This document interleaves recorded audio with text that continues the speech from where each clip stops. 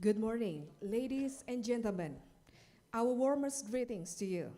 Assalamualaikum warahmatullahi wabarakatuh. Shalom, Om Swastiastu, Namo Buddhaya, may peace be upon us. In Sudanese we say, Sampurasun. First of all, we are going to introduce some of our distinguished guests. The first one is our speaker for today's inspirational talk, Professor Stephen Wyatt, and then Rector of Parahyangan Catholic University, Professor Tri Basuki Yuwono, PhD, University Secretary Mrs. Sylvia Yazid, PhD, Dean of Faculty of Economics, Mrs. Brigita Melianti Sulungbudi, PhD, with leaders within Faculty of Economics. Founder of CRMS Indonesia and Chief of Alumni Association of Faculty of Economics Unpar, Dr. Antonius Alijoyo. Representative from Jarum Indonesia, Mr. Diki. And we are here for the inspirational talk by Professor Stephen Wyatt. This event is a part of series of events of Parahyangan Catholic University's 7th anniversary UNPARx GRC Summit 2024, hosted by CRMS Indonesia, Alumni Association of Faculty of Economic Unpar, and also Parahyangan Catholic University. So it is a collaborative effort to bring this joint event together. Can we have again a round of applause for this collaborative event? I am Deba Lutfia and my partner. I am Chris Petra Agung. We are and your masters of ceremonies for this morning.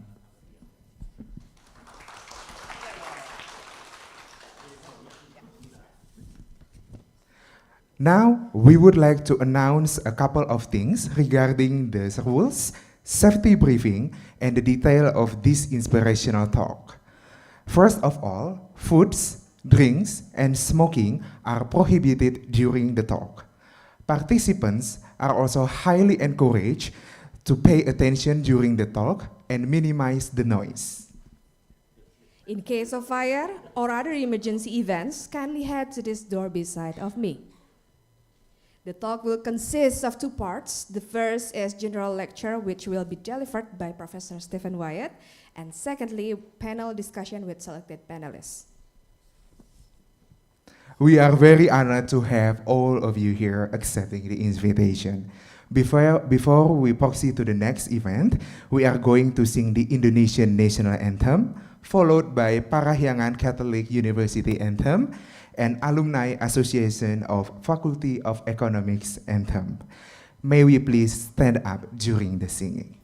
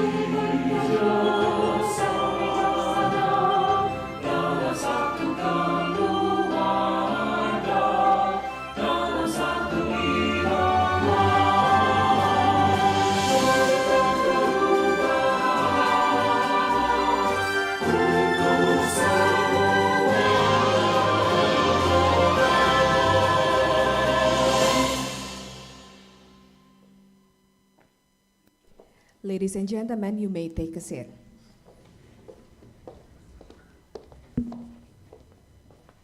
Now, we would like to welcome the founder and principal of CRMS Indonesia, Dr. Antonius Alijoyo, to give welcoming remarks. To Dr. Antonius Alijoyo, the stage is yours.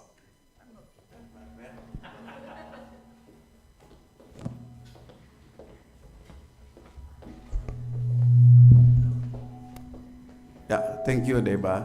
And Satria, Krista. Okay. So, first of all, I would like to welcome my friend Steve, but I just discovered that actually I do not know nothing about him. Yeah, thank you, Steve. I know that it's not the first time for you to basically coming down to Indonesia, but the first time in Bandung. So that I do hope that it's going to leave some impression to you. As you said in your book, memory remains forever. So we do hope that one. So then, I don't have much of thing, but I just hope that basically this collaboration, I would say, from the Alumni Association of Parahyangan Economic Faculty under the Parahyangan Catholic University as a whole, with the network will remain and make it us more and more basically trying to build the network as early as possible. So Steve is not only just sitting here, the audience, but also that broadcasted, streaming, also to the much wider network. So then, not much of things to say because there's going to be more that's going to be said by Pak Tribas, Suki Director. Thank you so much. Welcome and enjoy the event. Thank you.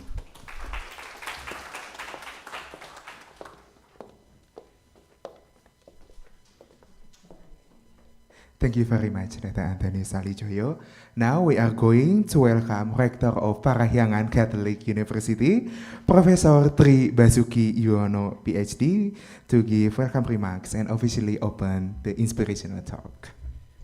Good morning, Professor Stephen Wyatt, Dr. Antonius Alijoyo, Brigita Melianti as a Dean, all faculty officials and members, ladies and gentlemen, Sampurasun. It is an honor to welcome you all to this special event at Universitas Katolik Parahyangan. Today, we have the privilege of hosting a remarkable individual, a visionary in the field of leadership, Professor Stephen Wyatt. Stephen is not only an esteemed author, but also a thought leader whose work has significantly impacted the way we understand and practice leadership today. We are particularly excited to listen to his insight from his latest book, Antidote to the Crisis of Leaderships. This event is made possible through the collaboration between the Management Study Program and the Center for Risk Management and Sustainability at UNPAR. Thanks to Dr. Alijoyo as one of the stars of UNPAR alumni who make this event possible. So we need to discuss further, Pak Alijoyo. We are looking for further collaboration between UNPAR and alumni to establish a leading higher institution, especially in risk management. Ladies and gentlemen, our goal is to provide students and faculty with practical insights into leadership that go beyond theory, offering a real-world perspective from someone who has extensively studied and experienced leadership across various contexts. This event has a special meaning when UNPAR is struggling with organizational transformation. We are questioning about the future we are dreaming of. Then the next question is, what kind of leadership is needed for this higher education institution? Thus, I'm confident that today's discussion will inspire new strategy and approaches that will benefit our institution and entire community. We hope that today's inspirational talk will not only inspire those present in this room and online, but also serve as a catalyst for further contributions by our faculty on the international stage. We believe that the exchange of the idea with experts like Stephen Wyatt is essential for advancing our academic mission and for positioning UNPAR as a leader in higher education. UNPAR needs more leaders that aspire to grow. UNPAR needs to ally, to respond to the changes and to be relevant. UNPAR has to adapt, and to achieve our goal, UNPAR needs to accelerate.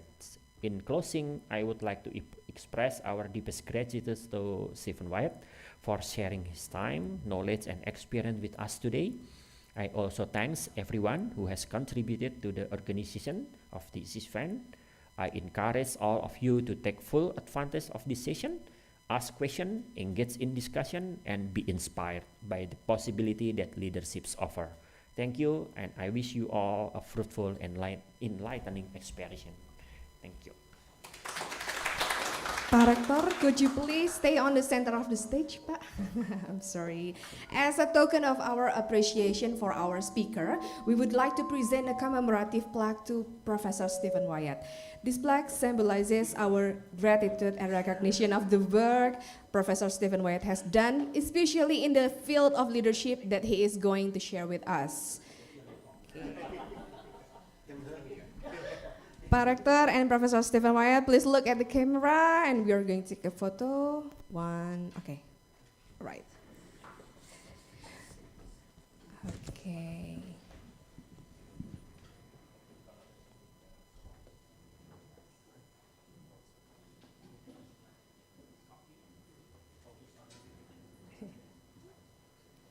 All right, count.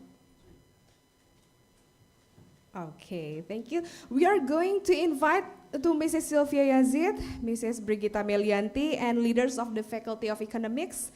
Please join us for a photo session because there's another photo session with all including the leaders of Faculty of Economics. Bapak Samuel, could you please join Pak us? Antonius Alijoyo. Pak Antonius Alijoyo and Pak Renal.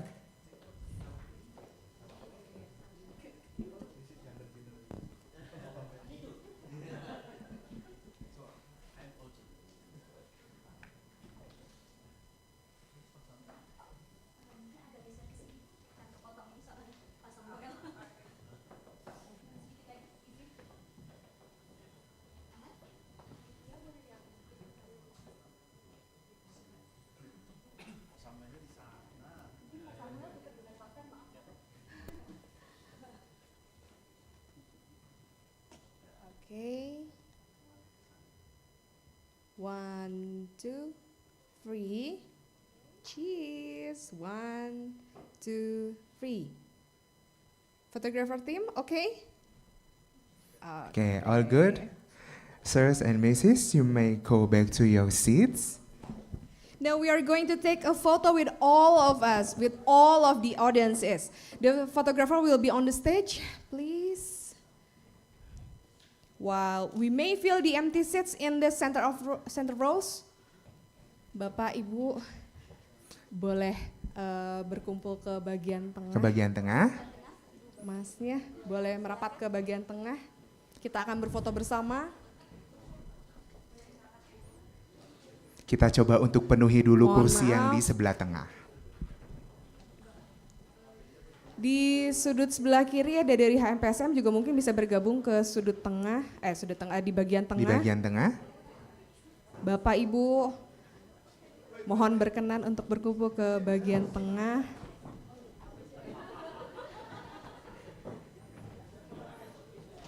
Sebelah sini bisa?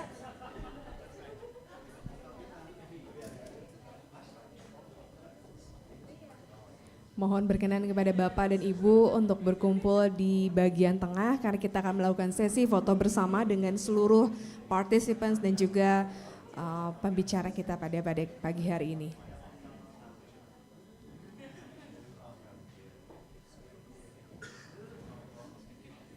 Photographer, you may say something if you need to. Mungkin Mbak Hurin bisa ke sebelah sini.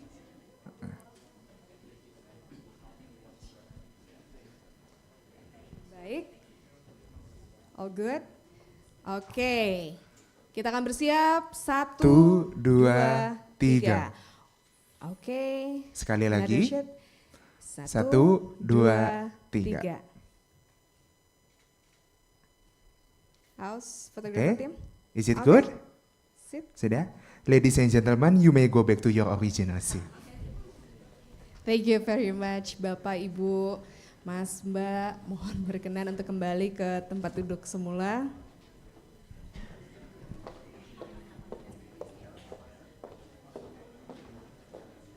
Let us get closer to our speaker this morning. Yes. Professor Stephen Wyatt Okay. is the professor of leadership and strategy at School of Management, the University of Bath, and as well as an author and consultant on leadership. That's great. Previously, he worked in Monitor Deloitte as regional managing partner and at Hedrick and Struggles as leadership consultant. His corporate work mainly focuses on transformation to thrive in the dynamic fourth industrial revolution and managing international growth and complexity. To Professor Stephen Wyatt, the stage is yours.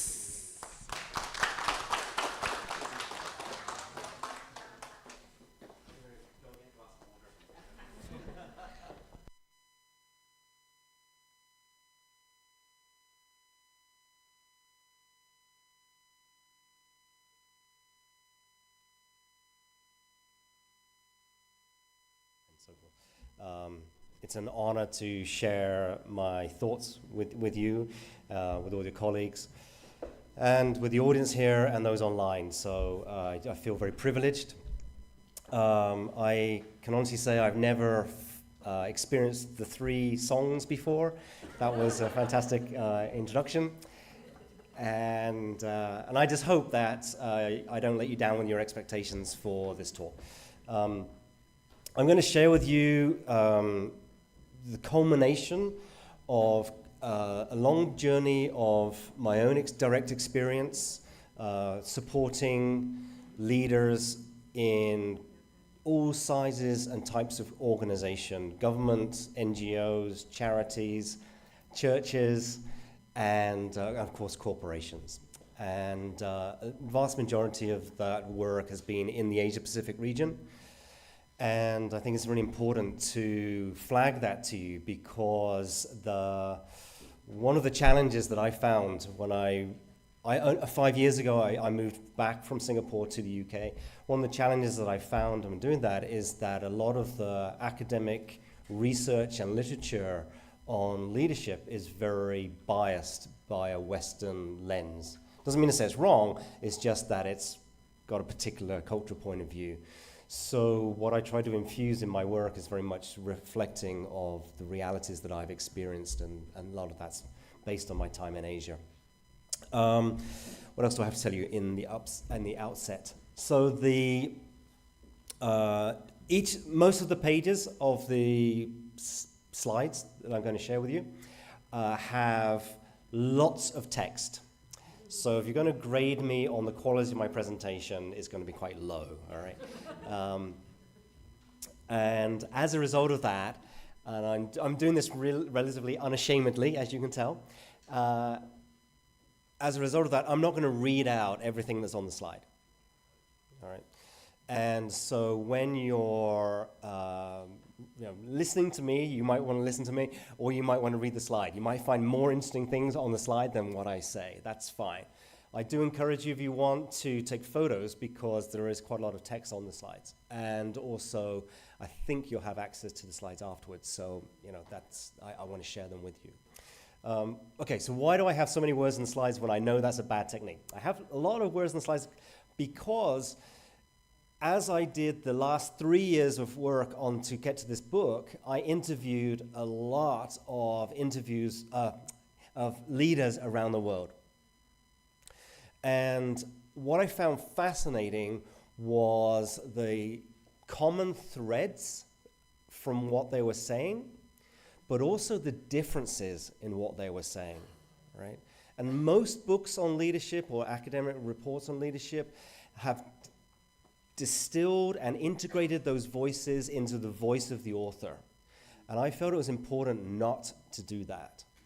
So you'll see from the quotes that I have included in the book, but also on the slides here, that I leave the initials of the individuals there. And so if something resonates with you that someone said, and I haven't done it justice in how I presented it, you can then ask me, who's WS, right?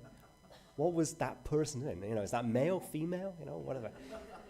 And I can give you some background. And I think that's important. So I've got lots of words in these slides because I have lots of quotes in there. And I do that unapologetically. I hope you enjoy that.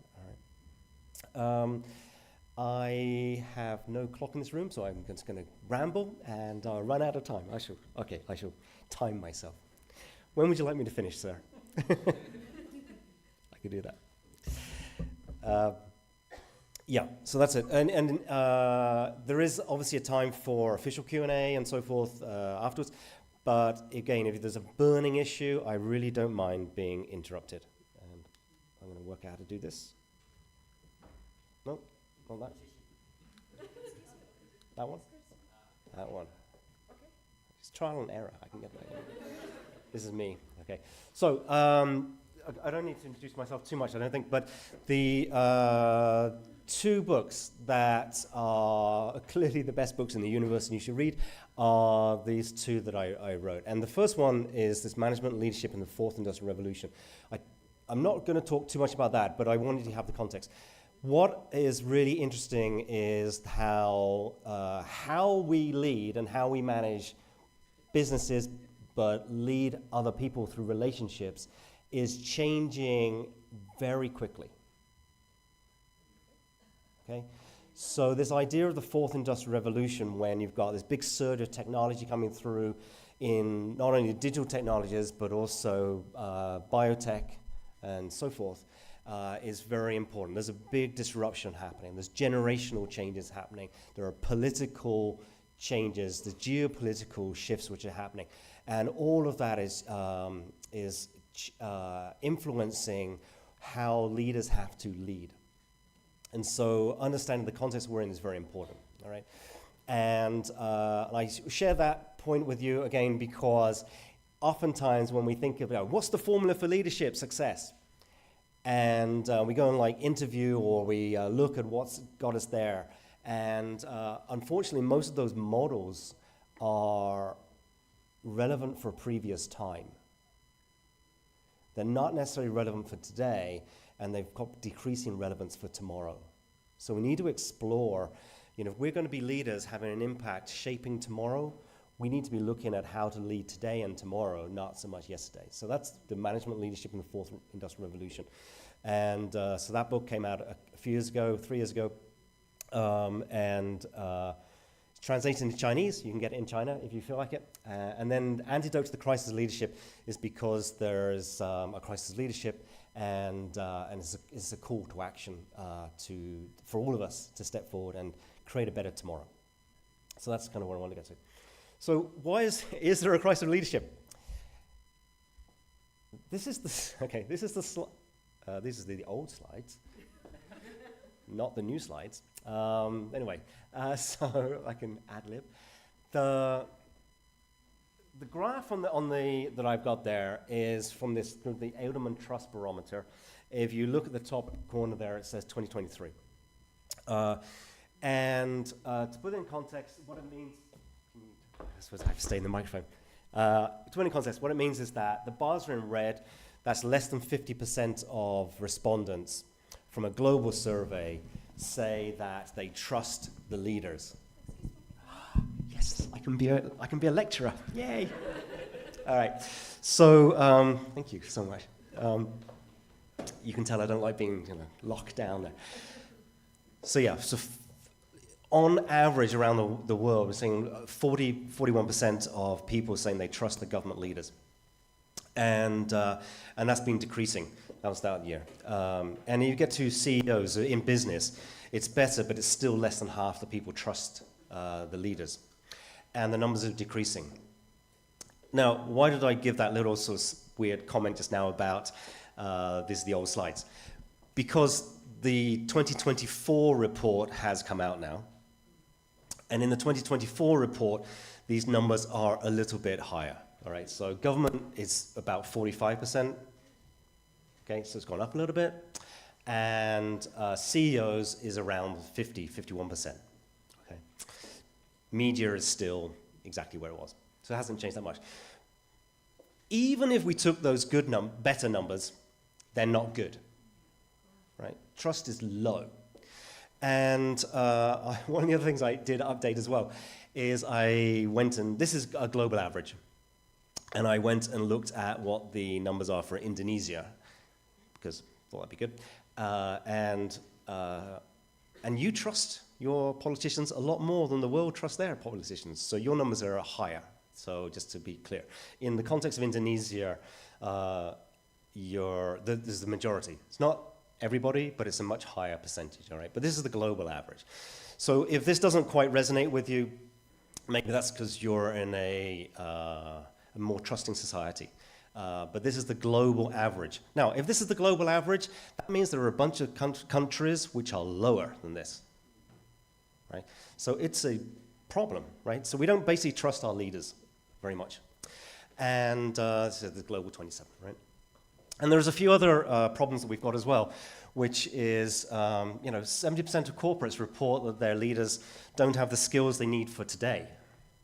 And they don't have the bench depth of leaders in development for leading the organizations tomorrow.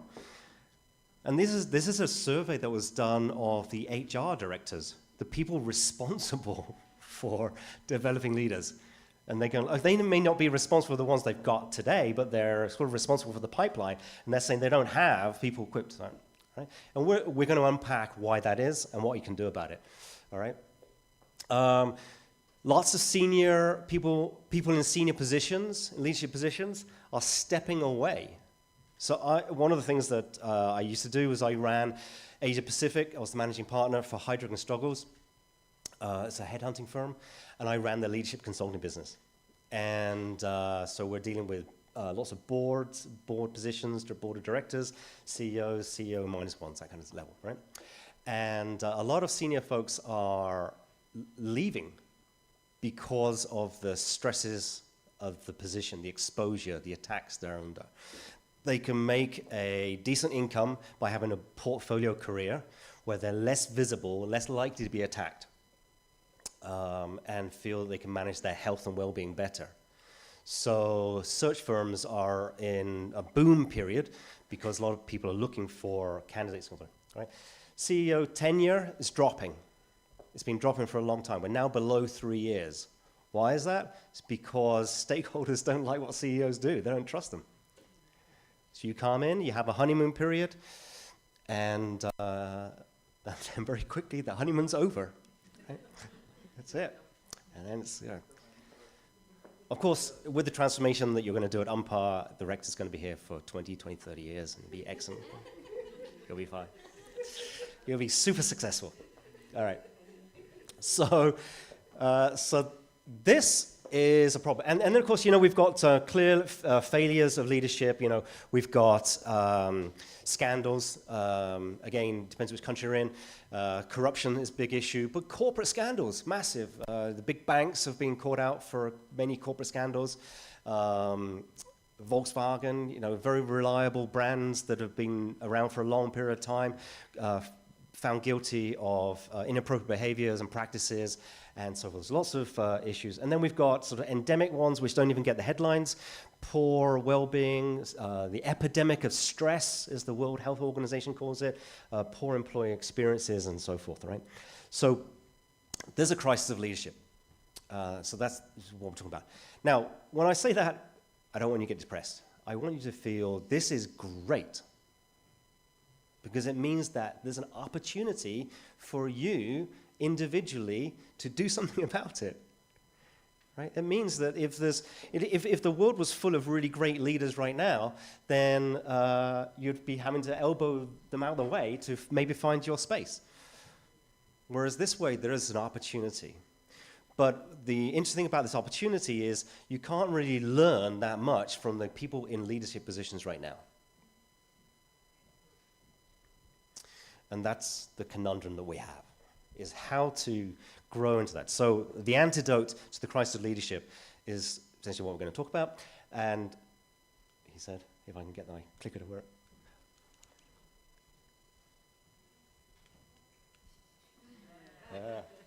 No, this one? Okay. This is Indonesia. Okay, I do have the Indonesian numbers. See you better. All right. So then...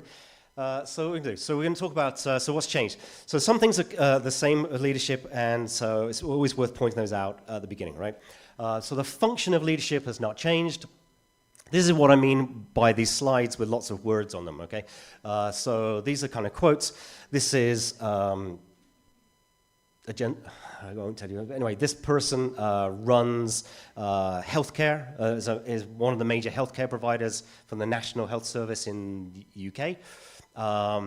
Was also on various other board positions and has been a CEO of Fortune listed companies. So that's kind of this guy is. He created his own company in recycling paper about 30 years ago, and it's growing exponentially well and has a huge impact on sort of that whole idea of recycling and so forth. So to give you a bit of a flavor, I'm not going to introduce all the other people on all the other quotes on all the other pages, but just give an idea that we can always go into the background of some of these individuals if you want to. All right, so functional leadership has not changed. Fundamentally, we still need to direct the energy of others, right? That's what leadership is about, right? You have to direct the energies. And you can say you're a leader of yourself, just of one person, that's fine. But the more impact you're going to have as leaders because you've got more people's energies that you're directing in a certain direction. So it is about promoting well-being or better off. Why do people follow you as a leader? Because they think it's better to follow you than be doing it themselves. Right? It's a collective thing. People choose to give up their individualism and be part of a collective with a leader because they think it's going to be better off. They're going to be better off as a result of that. Now, that may be temporary, they may be long-term. That's dependent on the relationship and how much alignment there is and so forth. But that fundamental principle of leadership is still there. Let's remember that. Leadership is a role of it's codependence and it's creating a better thing. Now, we have that fixed in our brains when we approach leadership. We'll also have a greater awareness of our responsibilities, or maybe humility. A leader does have privileges, but fundamental foundation of leadership is that you're there to create a better result and outcome for other people. Right? And the other thing that people like to talk about is that, the world is so different now because instability. And I always say, well, instability is not new. Right? Now, in Asia, we kind of get that. We've been through lots of geopolitical changes, government changes, pandemics. Remember we had SARS and so forth before, whereas very much the Western perspective has been that there was a period of benign stability, but instability is not new. So leaders have always had to deal with changes, and leaders have to, and still do that, and leaders have to deal with creating an environment for others to benefit from. So that's where I want to get to. So the fundamentals of leadership have not really changed. So there are a few things that have changed. One, we've got greater visibility of complexity, uncertainty, and that's going at speed. So there's a lot of things happening. So instability is not new, but change, which we're aware of, is all around us. And that can be paralyzing for a lot of people. And traditional ways of being taught leadership or thinking about leadership was analyze the situation a lot, analyze what's gone before, come up with really great forecasts. Well, you can only forecast one or two aspects. It's very difficult in a complex system which you haven't mapped out to actually say what the future might be if multiple aspects are changing. All right? So this idea of greater visibility of complexity, more things changing simultaneously, creates greater uncertainty. And so we have lots of drivers of that, but what that has led to is very significant visible results for the winners and losers. Right? And so we've got this growth of FOMO, right? FOMO, fear of missing out. Here I call it risk, but it is basically a risk. But it's the fear of missing out versus the risk of making a mistake. That equation has fundamentally changed. All right. So stock markets have been driven for a long period of time on the basis of what you think the future earnings potential of a company is going to be, right? So for a long time, we had analysts who would look at your forecasts as a CEO and then say, did you match the forecast? If you match the forecast, that gave us confidence in your forecast, so that will give us higher confidence that your future was secure, right? In this context, your forecasts have very little chance of being correct. So you can't base your investment decisions really on hitting forecasts, because there's not much chance of them being great. So now we're looking at our confidence as an investor that the leaders in enterprise are going to be able to overcome as yet unknown challenges. That is a very different type of leader to one who can push down to their team, give me a better forecast, give me better analysis. I will then front that up to shareholders or stakeholders. This is a leader who's going to have vision and ability to adapt and be flexible and be adaptive, right? So this fear of missing out. And if you don't believe me on that one, think about this concept of unicorn firms. Unicorn firm was called a unicorn because they were so rare, they were thought to be fictitious, and the idea was that it could reach a valuation of $1 billion without having a track record of consistent profitability. It was so rare, did these things exist? And at last count, there are more than 1,200 unicorn firms out there. That's how the world's changed, right? Real valuation is in that part. So we need to think about that. I'm going to move on. Some quotes there you can read. So there are a few sort of shifts that I'm going to list out here. Again, I'm not going to read them all out, but for each of these things, there's sort of 10 which go there. The risk one I talked about, fear of making mistakes to fear of missing out. We just talked about that one a little bit. Relationship with context. We have been in a leadership context of reacting to changes. Now we're into shaping the future. If you're leaning forward, chances are that you're going to create a better future for your organization, and you might even change the regulations that it's going to come out. Right? Decision making, confidence in forecast versus timely course correction, responsiveness. All right. So these are fundamental shifts to how we have to lead, and it takes a different type of person and preparation and mental positioning in order to move that forward. All right. And of course, as an individual, you need to be communicating a lot to your stakeholders in order they come with you, because your fundamentals of leadership are still there. So you can't be just seen to be changing your ideas all the time. There has to be a logic and a reason, and that's why we're seeing the growth of purposeful leadership. People who are clearly articulating consistency about pursuit of purpose, a longer-term goal, but in the short term, able to be quite flexible and adaptive. All right? So a number of quite significant changes going on in that. And therefore, what's the answer here to this sort of first big theme? Is this idea then that leaders need to work on the business much more of the time than they had to previously. Previously, maybe you did your 5-year plan once every 5 years, or maybe you refreshed that every year. But it was like a cyclical thing. You would think about the strategy and what you were doing and the adjustments you make, and the rest of the time, you'd be executing on it, what we call working in the business, to deliver the results. Well, now, the leader's role is much more time, much more emphasis on working on the business.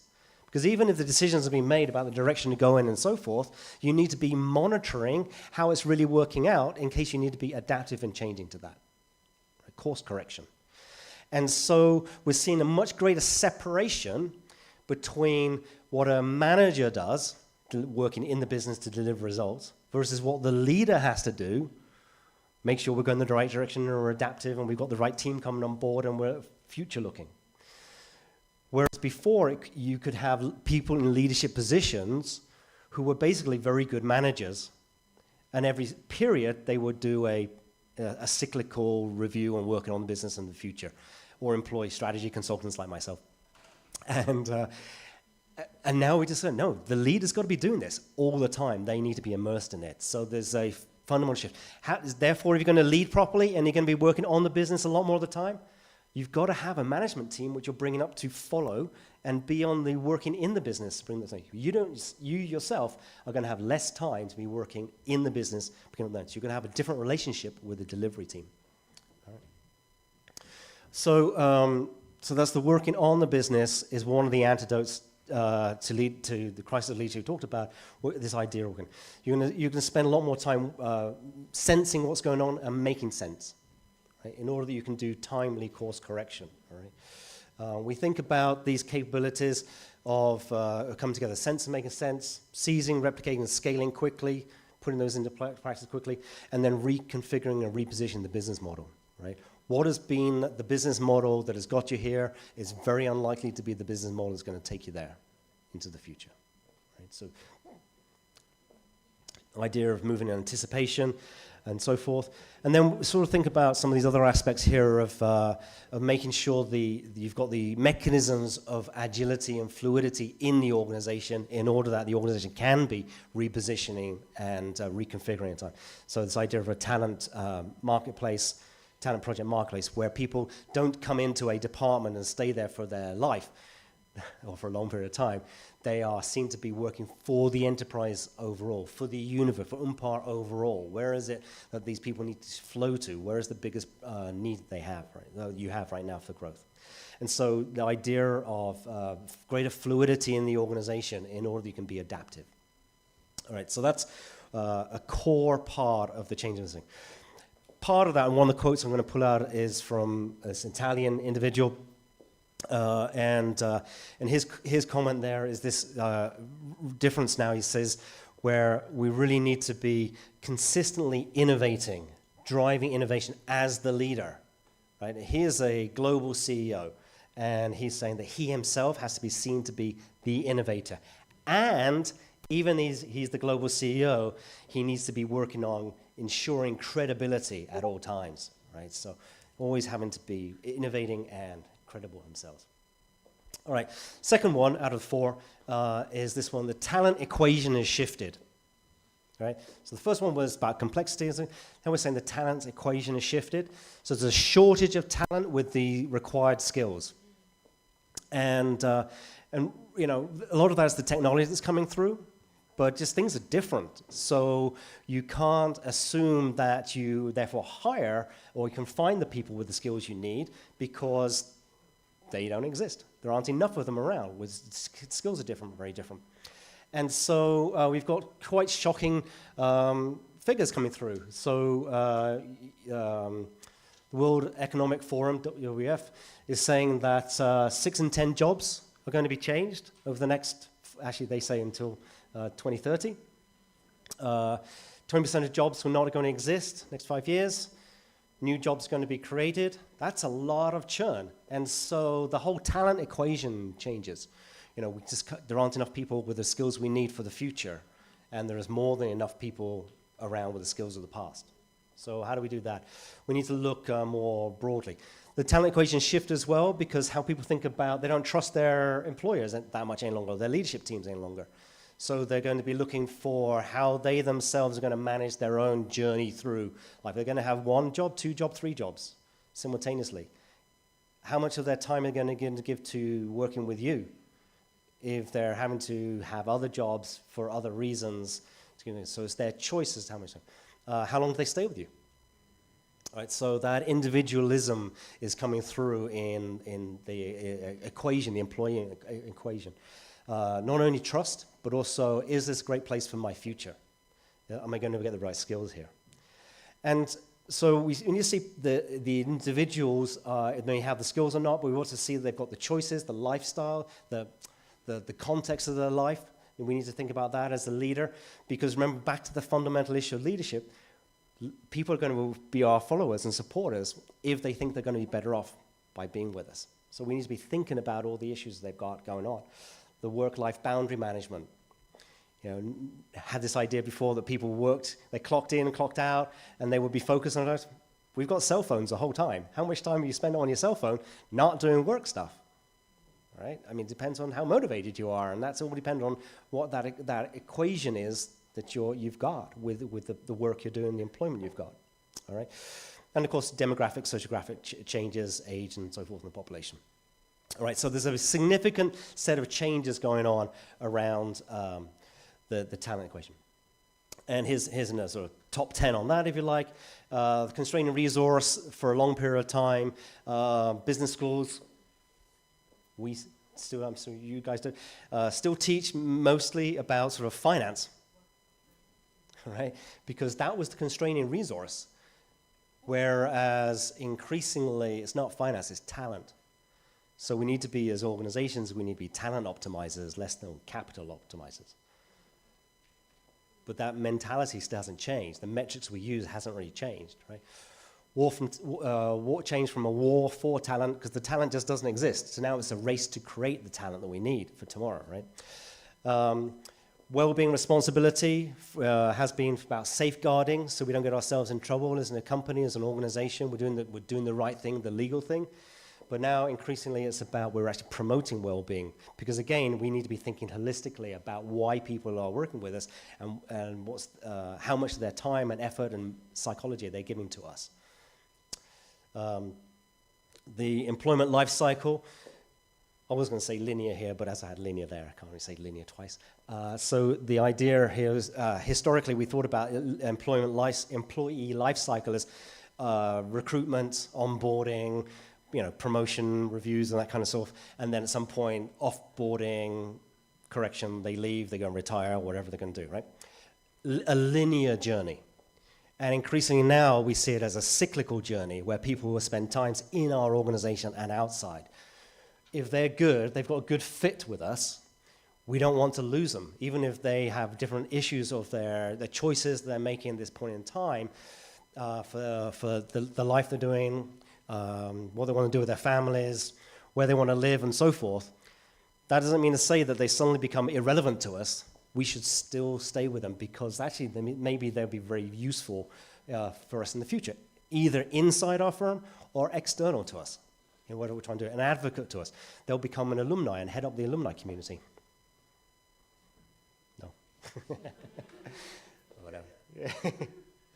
All right. So, how we recruit has been experience-based and skills-based, and now increasingly we're thinking about fit. Because if fit becomes more important, if we're going to have to upskill, reskill people anyway, we want to know that's the right person we're upskilling, not we're just looking for someone in the marketplace. All right. So a number of changes happening there to how we have to think about the talent, managing talent. So second part to conclude this, what's the antidote here? Well, connect, collaborate, and care. 3 C's. Right? So you as a leader need to be thinking, am I relatable? Right? And interestingly, am I relatable to people not like me? Right? It used to be very much that we hired, or we looked at people, we kind of led people, like, this is what made me successful, let's find mini-me's. Right? Approximately, right? And now we're going to say, well, actually, that's too limiting. So it's up to me to be relatable to people not like me, such that I can lead them effectively. That's a very different mindset you need in leaders, right? And it also, I think, puts a much more healthy, constructive view on this issue of diversity and inclusion. It's, as, I think I might have a quote here, or maybe I didn't include it, but one of the individuals, you'll see in the book, says, he's built up a firm and dedicated himself to it, driven himself hard, and then he realized that he's in a minority of one, right? No one else has founded that firm. No one else has spent 30 years working for it. No one else has made all the personal life sacrifices for it. So therefore, how can he put any of those values or expectations onto anybody who's working for him? He's in a minority of one. And that was very humbling when he had that realization and moved forward, all right? So collaborate, got this idea of alliancing, being an ally with someone for the duration of your interaction now, but the relationship will continue for a long period of time, all right? We think about giving clear rules about how people come together, how they collaborate, how they team to be effective. And then care very much about this idea of being human-centered, centric, and having individualized deals, moving away from a standardized view for everybody. All right? So job crafting, ideals, you might be familiar with some of that, but what we understand about that is very much that individuals, you need to be fair, have clear process, but each individual is going to probably want a different thing. So moving away from this idea of one size fits all for everybody.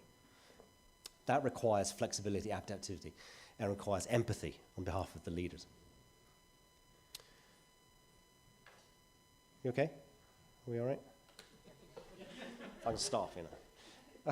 All right, 3 out of 4, just time for where we are.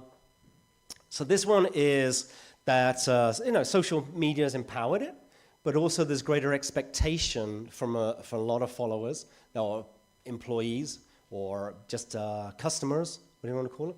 People who are in stakeholders out there. There's a lot more expectation to see and to know what a leader is doing and maybe have an opinion on it as well. So we see the leader becoming, expected to be an influencer. It used to be very much that leaders didn't say anything about anything that wasn't to do with their business, right? Now it's like you're expected to say something about a lot in things. You sort of have a social media presence. You can't hide. If you don't have it, there'll be a vacuum and people just make up stuff or go there.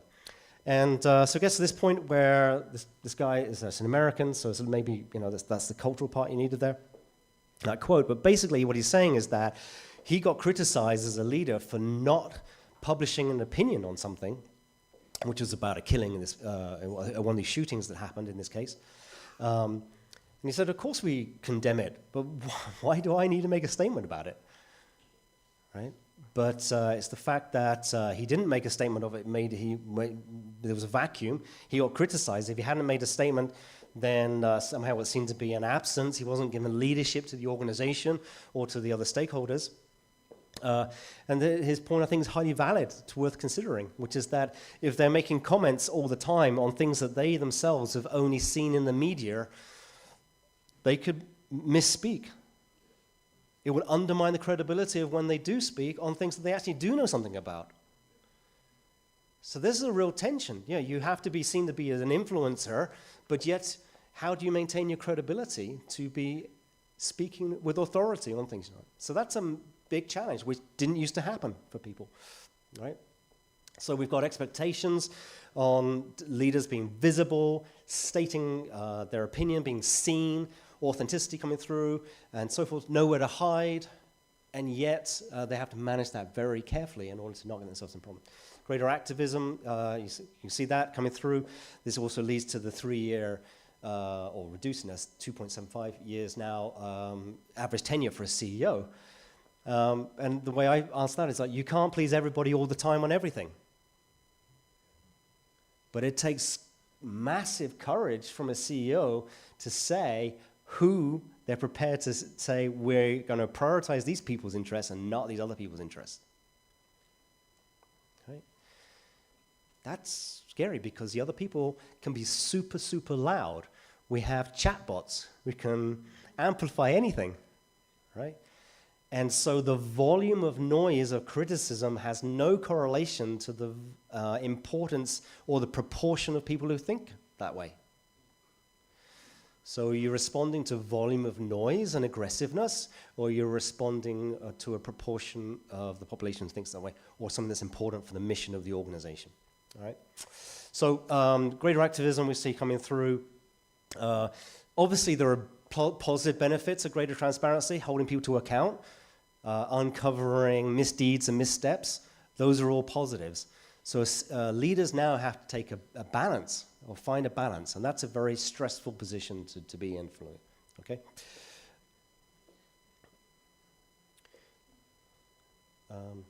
Here's my sort of top 10 on that one as well. We're seeing, therefore, that things like who are you responsible to? Responsible leadership, you may have heard of this concept. And so one of the things about responsible leadership, it's a great movement, in case you aren't familiar with it. The idea of responsible leadership is do no harm and promote the interests of all stakeholders. Right? That's responsible leadership, basically. And it's a great thing to do because you don't want to have a company who's maybe maximizing profits and damaging the environment. That's irresponsible. And so this idea of responsible leadership has really gained momentum. But what it's meant is that you've gone from direct stakeholders, which you know who they are, you can talk to them, to now direct and indirect. And indirect is an infinite number of minority interest groups. So you now have to take a choice as to which ones you're going to reflect and which ones you're not, which one you respect or not. Okay, leadership, trust, we talked about that a little bit already. The leadership communication used to be very filtered. You had a communications team, right? And now you're expected to do your socials directly. It used to be planned in cycles, and now it's immediate, or it's responsive to reactions. So there's the environment of which the leader. Now, that means that the leader is more exposed. There's nowhere to hide. So the antidote to this sort of situation is the leader needs to be clear about the values they stand for. Right? You can't have, this is my professional persona, filtered by the communications team, and I've listened to the corporate spin doctors. It has to be you. How authentic are you?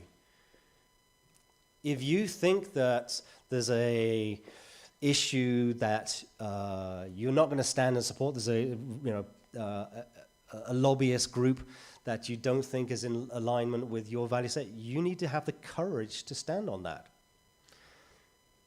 In the face of whatever might come from the chatbots or the volume or whatever it happens to be. Because you can't please everybody all the time on everything. So what are you going to stand for? If you stand, as they say in values, if you don't know what you stand for, you will fall for everything.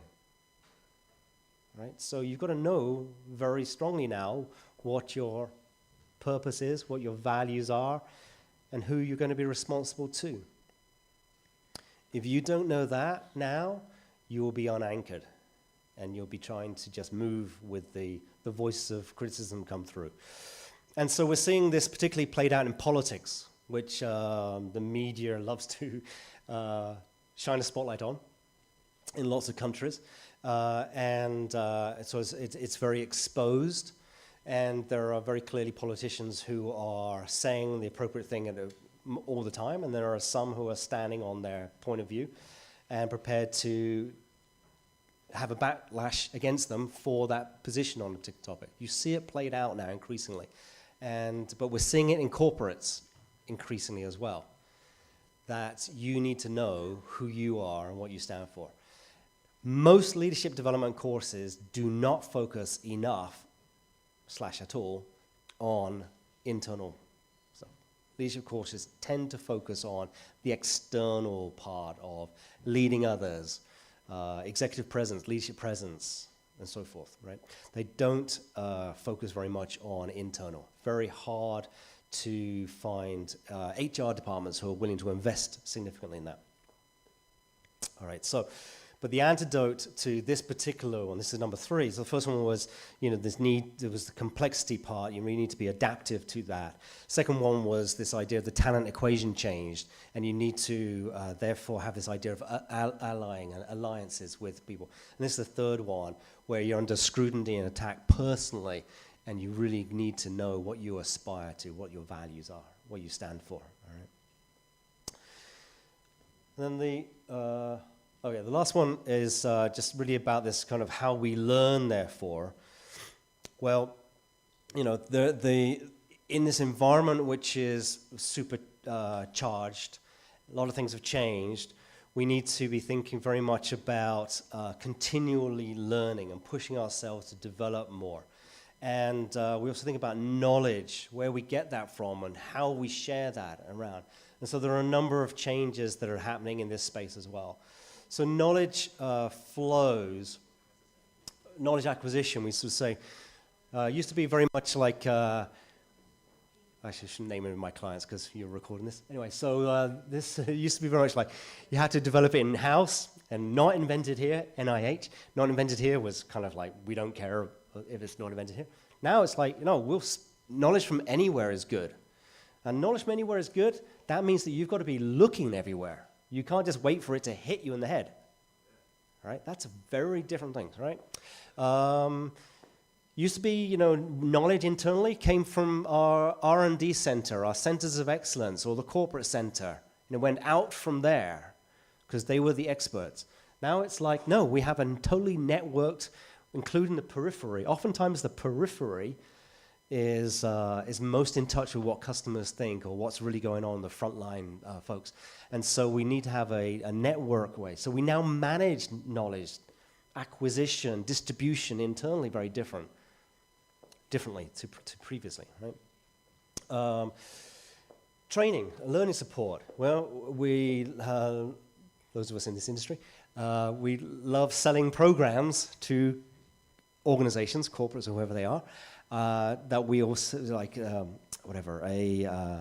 advanced general managers program, advanced management program. We love these things because they're a great way of organizing everybody to come through. And there's an HR department that's going to pay for it, and it's going to run for this number of months, and there's going to be 35 people on it. Well, yeah, that's kind of good in the old days, but now it's just in time, on demand, driven by the staff members themselves. So we can't wait for that period to come around again when the HR department might decide to allow us to go on a program. All right. So we see about that. We also episodic. I'm going to have a development period now. Is now changing to being an everyday self-discipline. I'm driving myself to move forward. Right. So how we acquire knowledge is changing quite significantly as well. And so the antidote to this one is what I call accelerate, learn faster, never stop learning. And as leaders, this is quite challenging because let's say you're my age, you've gone through various career moves previously, you're now in a position of leadership of a major corporation. It's very easy to say, well, what worked 20 years ago? My experience is. That's a very easy thing to fall into. When you're challenged to go back to what has worked for you before, it's much harder to say, okay, I know what worked for me before, but in addition, there may be some new grain of truth from what you might have to say. That takes more time, more effort. A lot of traditional leaders might feel challenged by that or threatened by that, and so they might close it down. So we have a whole series of techniques that we're trying to train people on now called productive reasoning, which is listen to what someone's saying and try to work out where the nuggets are. It may well be that they're saying things that are not useful, but that doesn't mean to say you can just disregard it at the beginning. All right, so how do we hold on to a vision of our future selves, how do we keep ourselves disciplined and working towards that? We need to be, and then how do we take other people with us? We're role modeling that behavior shift for other people. All right, and so you say time and energy are limited, so learn faster. And this is a quote about a quote. So, anyway, Jeff Immelt was CEO of General Electric, sorry, and he said, he has this quote which is, "People thought I could learn faster than others." That's why he wasn't necessarily the smartest person out there, but got to the top of GE by people thought he could learn faster than others. So you have to ask yourself, am I learning faster than others? Am I in a job, a role, where I'm learning faster? Is that my edge? Right? And this person goes on to say, look, if you don't want to learn new stuff, then you should just retire because the world's changing that fast. Yeah. Don't yell for help. Buckle down, get on with it. All right. So, yeah. All right, so that's the sort of the fourth one where we're going. So where do we end up? I sort of realized that was this hence a different color slide. Remember, this is, actually I don't know if this is true, but this in theory is a picture of Charles Darwin. Who knows? And Charles Darwin, who came up with the origin of the species, and said it's not the most intellectual, it's not the strongest that survives, the species that survives is that that's best able to adapt and change and evolve. And so when I think about this last one of accelerating your development, it's like, how capable are you of doing that? Are you really leaning into that? Because it takes effort and it takes being humble in order to be learning, right? And but leadership has changed. Leadership's in a crisis. So we're in a crisis. We need an antidote, and so we need to understand there are some different things we need to do. So we need to be adaptive and learning. So this is kind of my bit of summary of those things. There's this first one. It's like the other order we went into. We actually started this session by looking at the adapt, working on the business rather than in the business, right? There's a lot more complexity of change. Then we did the talent equations change, and that's the ally idea, right? So we need to have different ways. Then the aspire, which is you got to know what you're standing for. If you don't know what you're standing for, you're going to fall for everything, especially in this current environment. And then lastly, this idea of accelerate and keep learning. A few sort of quotes to sort of round that out from some of those individuals. I think, this one is a friend of mine from Hong Kong, and he says, now's the time when we need real leaders. Not executives who are in leadership positions, all right? We need people who are actually going to stand firm, do things, right? Role models we might have had before didn't rock the boat so much. They nudged things forward. That era has gone. Right?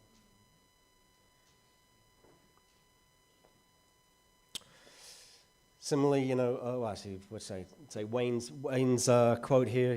Three things, very simple formula. You've got to know where you come from and who you are. Your values. That's the aspire part I was talking about, right? Your vision for the future, what do people buy into? That's so he's thinking about, again, that fundamental of leadership, which is why people are going to follow you, what's the benefit you're going to create to them. And then, as he says, what are you going to be able to do to move in that direction, to move forward, right? So some echoes coming through, but see a number of quotes in there. And the last one, just some words of encouragement from some of the panelists that I interviewed for that. I think this is an Indian gentleman who is global head of he's HR head for a global firm. You have to be having a great time, having fun. Running an organization is a privilege, but if it's grinding you down, if you're not loving it, then find a different organizational role. And I think that's super, super important, all right? And because at the end of the day, leadership is personal, and you have to make it work. And so go back to my American friend at the end there. He says his last one is just good luck. That's what we're going to have. All right, so I'd like to kind of pause there. Is about right on time? Is that okay? Do you want me to go further? Longer? You do still have time, sir. Oh, you want me to go longer? I can go longer. 3 minutes, sir. 3 minutes? Okay. I'll read out some other quotes for you. No. I think that's all I wanted to cover, actually, was that. I think obviously buy my book. That's, I can say that for 3 minutes. I do genuinely mean this, do connect with me or contact me if you want to chat or about these themes. I love interacting. And who knows, I might interview you and quote you in the next presentation I do, all right? So that's all I want to say. But thank you for your time with me this morning. Thank you very much. Thank you very Professor much. Stephen Wyatt. We are going to start our question and answer portion, so you may hold the microphone first. Is there any question from the audience? You may raise your hand, and one of our staff will hand the microphone to you. Of course you may, sir. Miss Sylvia Yazid. Oke. Untuk Mas Mbak juga, kalau ada yang ingin bertanya dalam bahasa Indonesia, silakan. Nanti kami akan bantu translating ke Inggris. Ibu Sylvie. Hi, Steve. For somebody who has been around Asia for quite a long time, I'm sure you know tradition is a big thing. And where do you put tradition here? Because sometimes tradition is like a virus for change. people tend to say that, oh, we cannot change because it has been a tradition in the organization. It has been done like this forever. We cannot change it. So what do you think about that? Yeah. So I think, thank you for the question. I think I'm going to slightly say, I think it is a huge advantage for a lot of organizations in Asia, rather than a disadvantage. And why I mean that is, I think the values part is very stronger here. And therefore, I'm not too surprised about the trust index results being higher for the Indonesian ones. Because I think that is where it is a rooting on the values and what you stand for. I think that's a real positive. So I think that's a positive, right? Where that needs to then be combined with is vision to go somewhere, right? If you create a new vision, which is contemporary and so forth, I trust you to get us there, or I trust that we'll get there, or the journey will be fine, then I'll go, right? Whereas, so you do need both the vision, but you do have the trust. So I think the harder one is the trust, not the vision. And so change and transformation is a completely different topic, but no, we'll start on that. So there's a very simple acronym, 5 letters, right? CLEAR, clear. And change and transformation starts with that. C is you're making the connections to the macro environment changes, the winds and tides that are reshaping the environment you're in, the economy, the society, whatever it is, right? And so the leader's job is to articulate a new vision which is making strong connection to those things which other people are feeling. You're making sense for the organization of how you're seeing the other things that's going to impact how this organization works, right? So change transformation starts with that C, connect part, right? And then, I don't need to tell the rest of the acronym at this point in time, but the trust part from these followers is then to follow on that journey. So if like for example, in Malaysia, where I did quite a lot of work, in the Philippines, quite a lot of work, there's quite a high trust in family-run businesses in particular. And actually, with the generation shifts that are obviously occurring in family-run businesses, there's oftentimes a new vision as well, because the newer generations want to come through. So you have trust and you have visions coming through. So I'm very positive about majority of large family-run organizations in particularly Southeast Asia. I say Southeast Asia. Let's go with Asia in general, because Korea is pretty good as well. I think it's harder in state-owned enterprises. So you might have the trust part, but because they're state-owned enterprises, they're in privileged positions, they don't often have the visionary leadership. So I think that's, I would separate. So there is a cultural part to your question, but I would separate the answer into family-run versus state-owned enterprises. Is it clear? Okay. Thank you so much, Mrs. Sylvia Yazid. Any other questions? You may raise your hand. Bu Triana. Ibu Triana.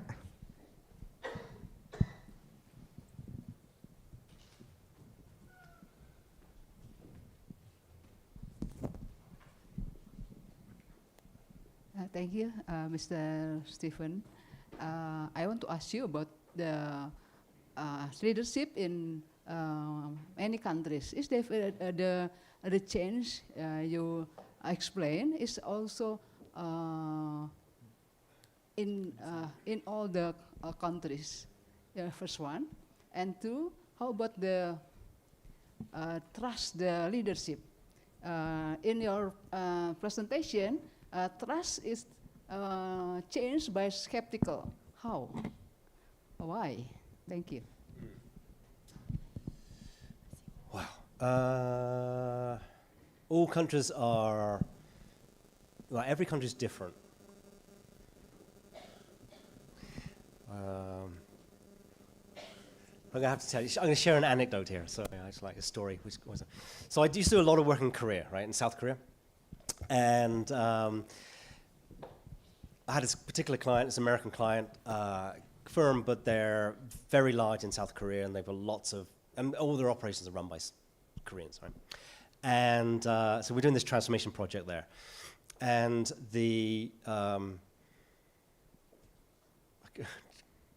anyway, I just want to get to the punchline, not give you all the details. So the resistance went on for a long period of time by the heads of the Korean heads of these operations, and they would always resist what was coming from us or from the US headquarters. And they'd always say, Korea is different, you don't understand, Korea is different, Korea is different, you don't understand, Korea is different. And that became like the mantra. And at one point I got so massively frustrated with Korea is different, I just said, Korea is different to where? Like, do you really think that every other country is exactly the same and Korea is the only place that's different? It's like, it's an impossibility. The answer is every country is different. Literally every country is different. There are nuances of the history, the culture, and so forth. However, there are some truths which go across, right? And the crisis of leadership truths, we're seeing that I have not found a country which I've looked at, where there is not evidence of these same factors creating crisis of leadership, right? So corruption, lack of faith, trust in corporations declining, scandals which are reported upon. Now, in some countries, the media is less, it doesn't do that much exposure because it's controlled by the state, but we still hear about the scandals. I mean, even look at, okay, be really careful here, you're recording this, aren't you? Anyway, you know what I mean. So there are, I would say, even in countries like China, which is quite controlled in the media sector, there's still very clear evidence of some major scandals which have been discovered there, not only in the real estate market, but also in technology recently, right? So pretty much every country has got decreasing trust issues, and it's got corporate scandals or government scandals which are being uncovered, right? So I think they are universal, but the nuances and the flavors are different by every country. So that's what I think on that. And then there are some which, just to belabor that point a little bit, if the media is very antagonistic and vocal and sensationalist, it can make the country probably look worse than it really is. So I think there is also distortion in the news, in the noise that comes through. But it's, as a general trend, I would say, yeah, it's a crisis leadership. What was the second question? What was the second question? Sorry. It's about skeptical. Oh, skeptical and trust. Yeah, thank you. So the way I think I characterize that as the following: when leaders were barely visible, because they were filtered in their communications, they were remote, and there wasn't much access to them, there was a benign belief that everything they were doing, well, that most things they were doing was actually generally in the right direction. And evidence of scandals then amplified through greater visibility has led to people become more skeptical, right?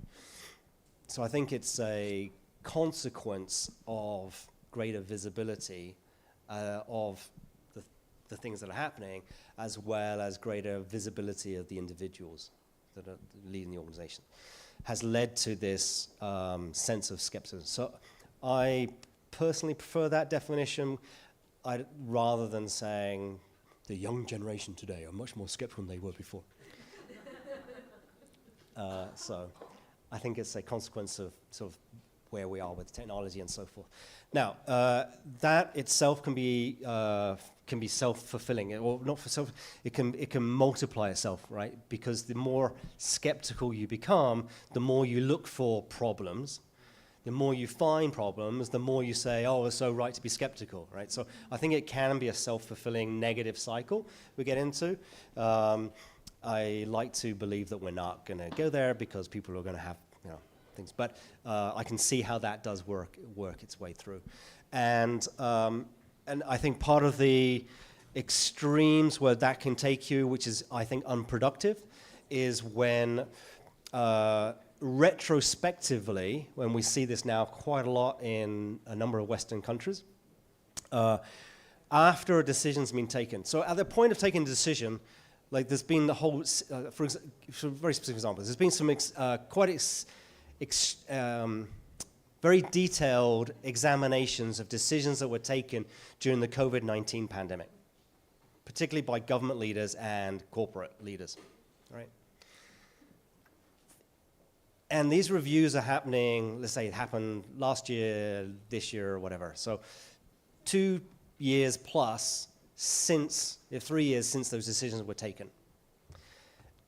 And they say, well, because of the negative consequences that were created, because of the decisions you took 3 years ago, therefore you were a bad leader. I'm kind of like, well, yeah, but we know now stuff that they didn't know at the time of taking those decisions, right? So I think that the skepticism part can go too far and can lead to this unjustified series of attacks later on. Now, is it useful to do post-engagement reviews? Yeah, it's useful because you want to learn stuff for the future. But that doesn't mean to say someone's incompetent because the second-order impact of decisions they took with good faith at the time has been negative. Right? So skepticism and trust, trust is declining, greater skepticism is rising.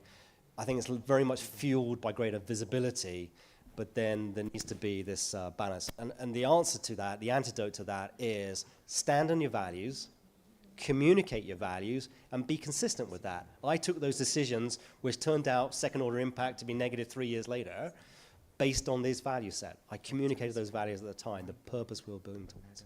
So that's, the antidote is still that value set. Hopefully. Okay, maybe there's another question, Yep. Prof. Steve. Okay, there's a question from the online participant. Question from Tracy, one of proud alumni of UNPAR. Prof. Steve, thank you for the great talks and insight. You said that there is great complexity, uncertainty, and speed. Yep. Also, you give several points that need to adjust from one point to another point. What do you think leaders need to consider about AI? I found this AI leveraging what you said about making complexity, uncertainty, and also speed. Please give me your insight and antidote. Thank you. So, AI, okay.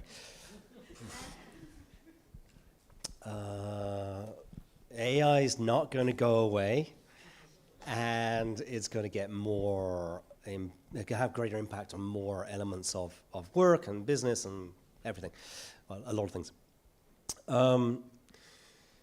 So you, as a leader, you can't ignore it. That's what I think. And I think you need to be embracive of the possibilities and conscious of the dangers. And when I say the dangers, I am not talking about the Big Brother Terminator movie kind of stuff. But I think for the organizations which I've founded and run myself, my highest priority was always to my staff. Right? They're the ones who chose to get up in the morning and come and work with me. And I think with AI, the dangers are we as leaders don't see the stress and the fear of a lot of our team members, our employees. And so the biggest danger, short term anyway, rather than we get to the Terminator movie stuff, is how people fear for their future income security. So what we shouldn't be doing, we should not be resisting adopting AI in our organizations, because that's probably going to make us less competitive in some way, right? So we need to be adopting it, but we need to be doing it in a way that's taking individuals along with us. Not saying, you're now obsolete, I'm going to hire a new person over here. What we should be doing is helping those individuals who are with us, where there's good fit and loyalty and so forth, upskill, reskill to be relevant for us in the future. So I think that's how I would answer that question. AI is going to get bigger, it's more impactful, it's here to stay, but manage the human side of it. Thank you. Thank you very Thank you so much. much, Professor Stephen Professor Wyatt. Stephen Do we still have time? Oh, unfortunately, the time. Oh, okay. For you, as always. Flexible time. Yeah. Thank you, Steve. Based on your presentation, just coming to my thought is, during your observation, your study, do you find any special trait or characteristic or background of someone that can be shaped as the future of leaders? Yeah. Is there any? I don't know. No, yeah. Perhaps someone that coming with a background, certain background, much easier to be shaped as a future leader, because it is not easy to answer the antidote, right? Yeah. The leader must this, and etc. That's understood, and we can agree more. But do you have any experience study that? Well, so from my extensive research, I found that if they were graduates of UNPAR in the economics department, they were particularly skilled as.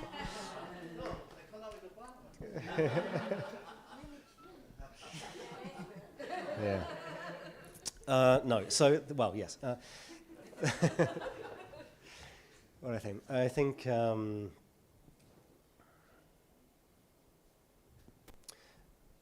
Yeah, actually, I think there are a couple of things that come out. This is probably not going to sound very appropriate, but people, the hardest set of the hardest issue I think for a lot of leaders is to really have a deep set of values, right? And it's not exclusive, but there's a correlation between people who really stand on their values and having some form of religious belief, right? So I said it's not an exclusive set, right? It's definitely in the leaders that I know quite well, I would say there's definitely a connection there, and it's non-exclusive. Don't get confused. You cannot have religious belief and still have values. It's all good. So I think there's a correlation there, and also humility. And I think that you need to have this strong set of values to know what to be able to navigate in this environment, and a degree of humility in order that you're learning as quickly as possible, and you're also more sensitive and making sense of what's going on in the world around you. So I think I would say on the adapt part, there's a connection to the humility aspect. Certainly on the accelerate, there's a connection to that, and on the aspire part, the values part. So that I think is there. I think the in the consulting environment, for those of you in consultants, we used to really like hiring insecure overachievers because they'd work really hard, right? And they're not the people who are good at leading in this environment. Yeah. Is it all good, sir? Is it? Okay. Thank you so much. Thank you so much, Dr. Anthony Salijo. Thank you. I was thinking if you have more questions to add. Okay. Thank you so much for Professor Stephen Wyatt. Thank you. You may go back to your seat.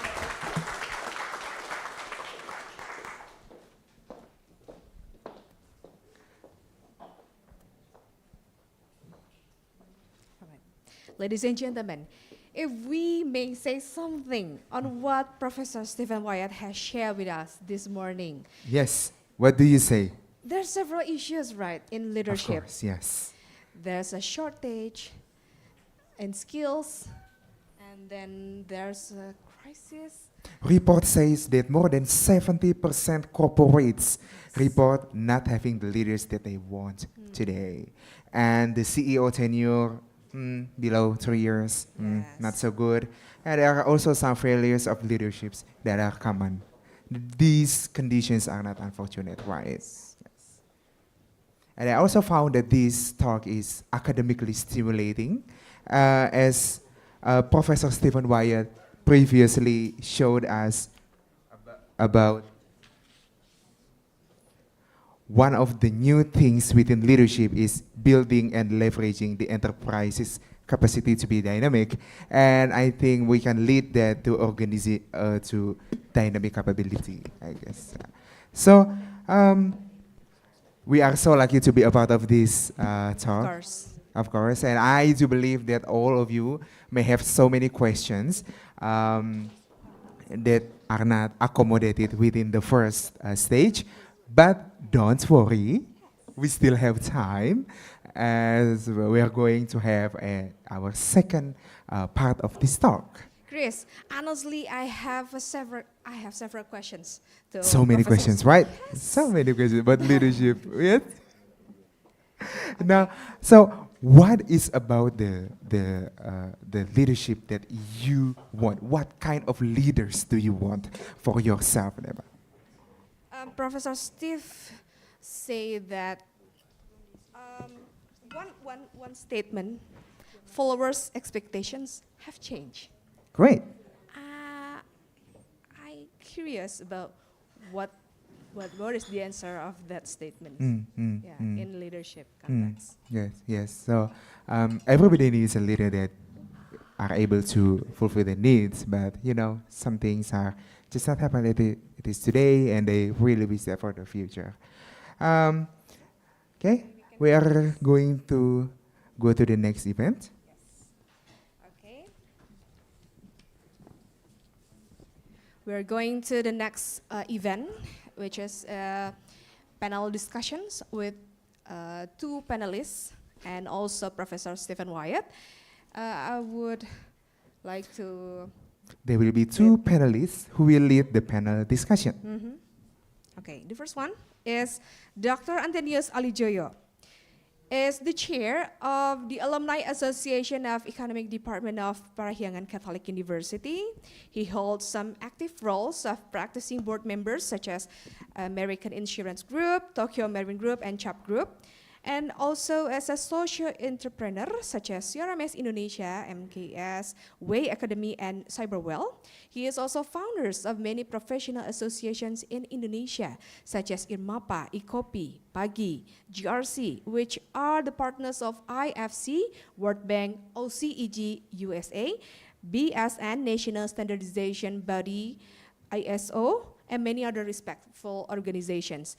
At the international area, Dr. Antonius Alijoyo is a member of Global Council of Complex Risks, World Economic Forum, Chair Asian DCRO, Director and Chief Risk Officer, Chair of IRMA Academy, and Chair of NMC TC 262 and TC 309 International Organization of Standardization, Geneva, Switzerland. In the academic world, he teaches at Parahyangan Catholic University, School of Business and Information Technology of LIKMI Bandung, and Bogor Agricultural Institute or IPB, and has been writing many papers that are published in Scopus Q1 journals. He has also been active as an editor-in-chief of GCRCS, Journal of Governance, Risk Management, Compliance, and Sustainability. Dr. Antonius Alijoyo has a long standing of previous experiences from 1986 until 2021 in both corporate world, among others are Unilever, British American Tobacco, Heidelberg Air Endorsement, Branta Mulia or Kordsa, and Commonwealth Bank Australia Indonesia, and also public sector, Indonesia Financial Services Authorities or OJK, Financial Deposit Insurance Indonesia or LPS, Indonesia Stock Exchange or IDX, and the last one until now is the chair of Technical Committee of National Standardization Body related to governance, risk management, and compliance.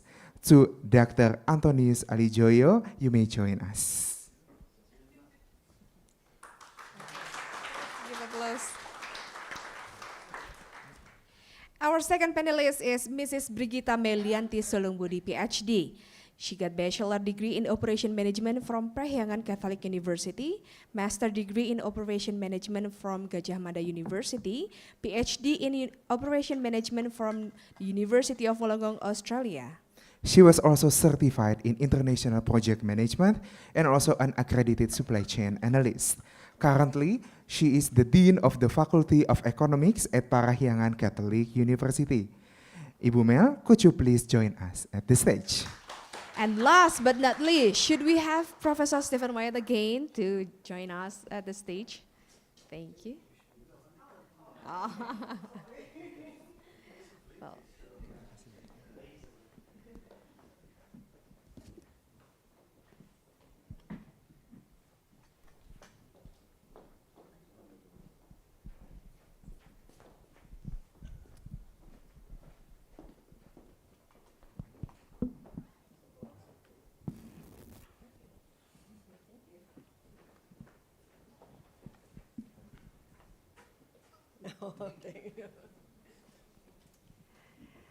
Okay, first I would like to thank you, Steve, for coming, for your inspiring books. And especially today's presentation relates to Antidote to the Crisis of Leadership. I have read both of your books. The books are really great, practical, yet based on a sound theoretical foundation. I have some notes from those books that we can discuss today. The first, organizations need to be purpose-led and require commitment to a meaningful and motivating purpose. Meaningful purpose and adoption of audacious goals are important. The purpose and long-term strategy are fundamentally important that enable organization to look beyond current turbulence and navigates consistent aligned decisions. However, we should acknowledge that the future is unknown and there is great uncertainty to face. The strategy should be adaptive to changes. My question is how organizations should build their purpose. In fact, some of the first mover in industries fail to succeed, and the success belongs to the followers who learn fast from the first movers. We learned that being the first mover is expensive and everyone goes after the first movers. So how innovative we should be is also a big question for every leader. Is being a follower better than leading the change? Is it too risky now to lead the change? Okay. The second thing is, in the first book, you elaborate some traits to have for leaders with the framework of dynamic capability, curiosity, sense of urgency, adaptability, courageous, problem solver, never settle, empathy, empower others, talent catalyst. Leaders build dynamic capacity with the cycle of sense and making sense, says and replicate, does reposition and reconfigure. In both books, build trust is highlighted. Collaboration and continuous learning, new skills, new working practices is a must, I think. Being a leader is challenging, however, you offer a recipe of the antidotes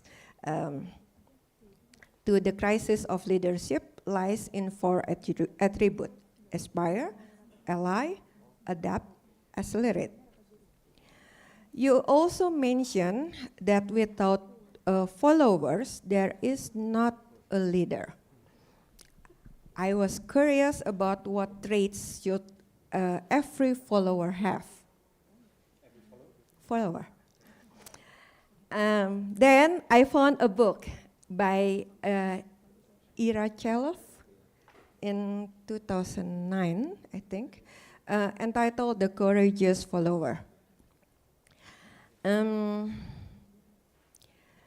She or he, I don't know, suggested followers should possess the courage to assume responsibility, the courage to serve, the courage to challenge, the courage to participate in transformation, the courage to take moral action, the courage to speak to the hierarchy. But I believe in the current world, the courageous only is not enough. I believe followers should have the traits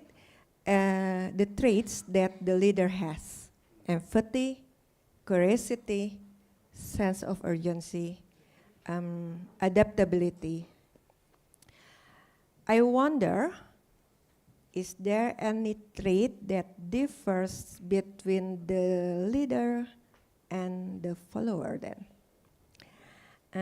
What trait is the most important to build trust?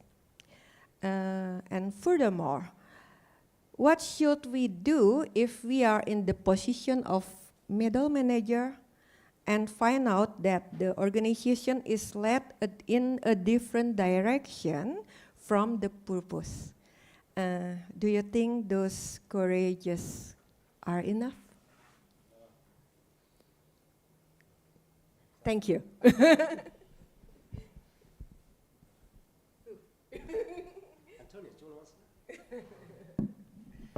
So the I just shot, yes. yeah.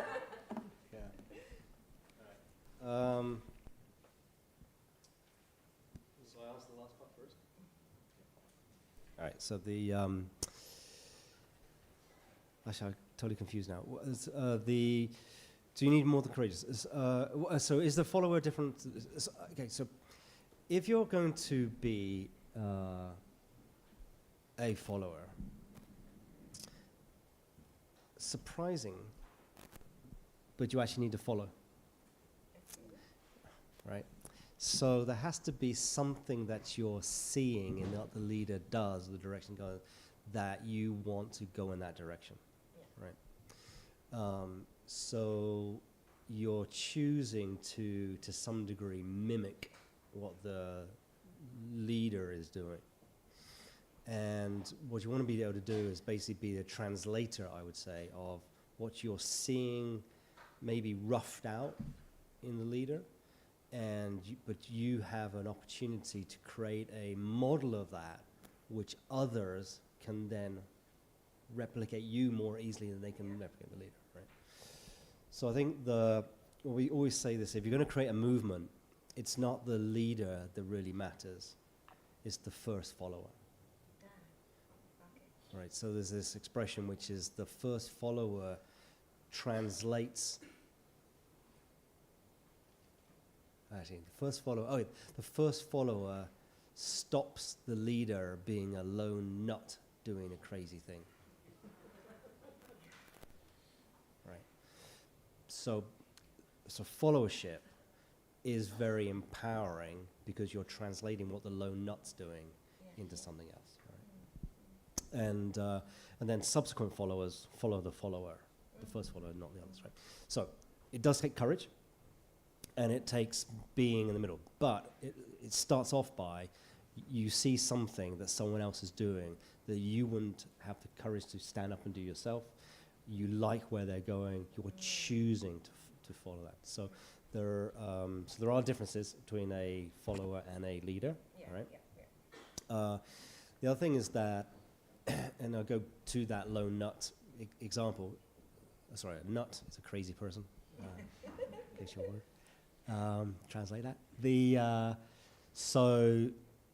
leader with the vision of what they want to go after oftentimes doesn't have it crafted perfectly, right? It's rough because they're focused on the purpose and the objective and where they're going. And so that's kind of okay, right? But the leader does need to find the first followers and embrace them, right? And so we oftentimes talk about significant leaders of corporations, like Elon Musk. I talk about a lot. Or Steve Jobs, right? Or Jack Ma. And these are clear visionary leaders going in a certain direction. But, it's very easy to point and criticize rough areas of their character, crazy things they do. But the followers around them are choosing to follow them and are translating what they're doing into a more a different version of that others can then move along the organization with, right? So, followership is, in many ways, is seeing that leader and translating that through. May I say something? Yeah. I just want to actually this is actually amplify what you say is to share a little bit about the experience.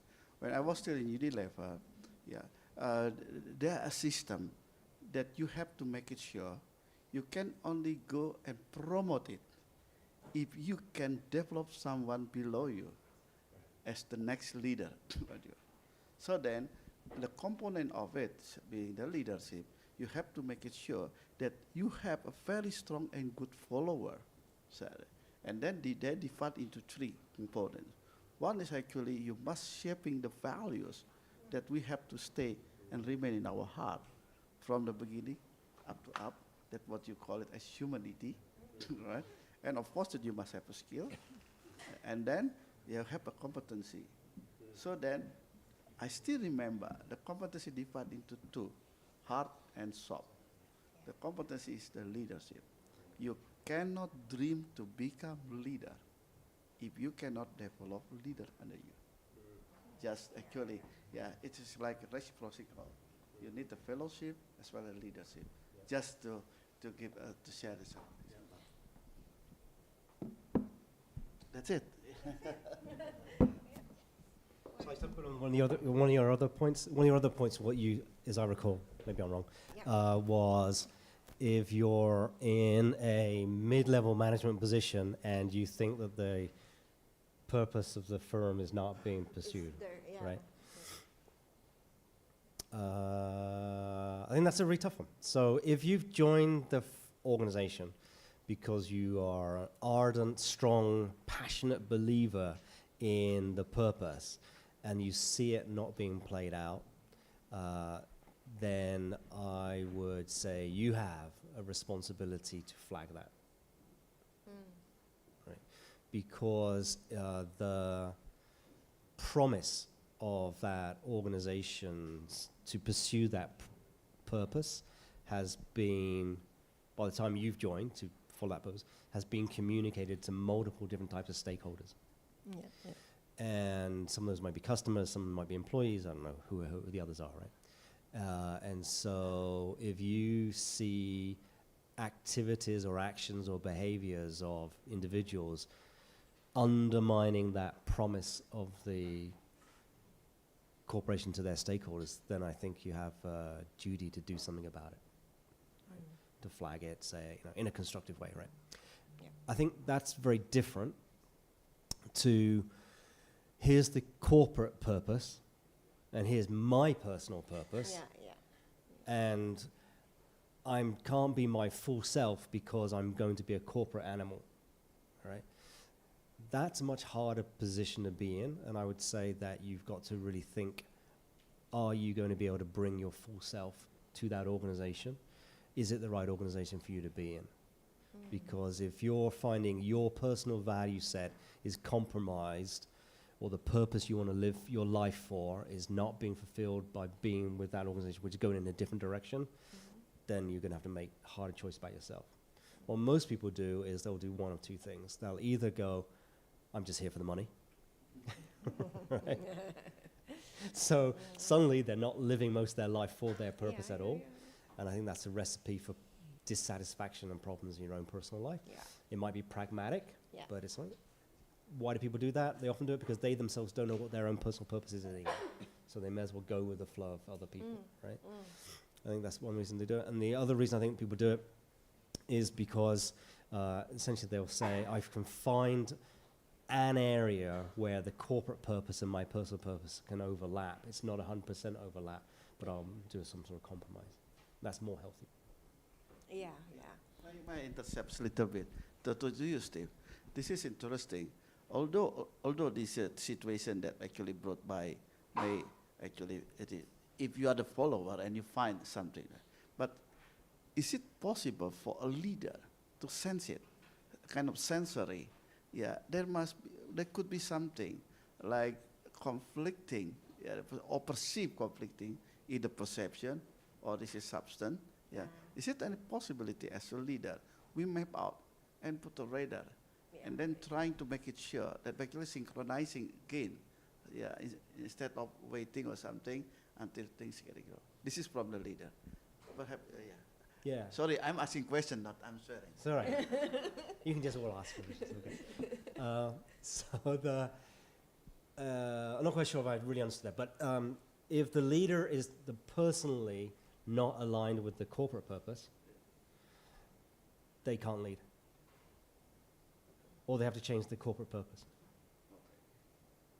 Because they're not going to be authentic in the decision they take. They're not going to be bringing their own values. I mean,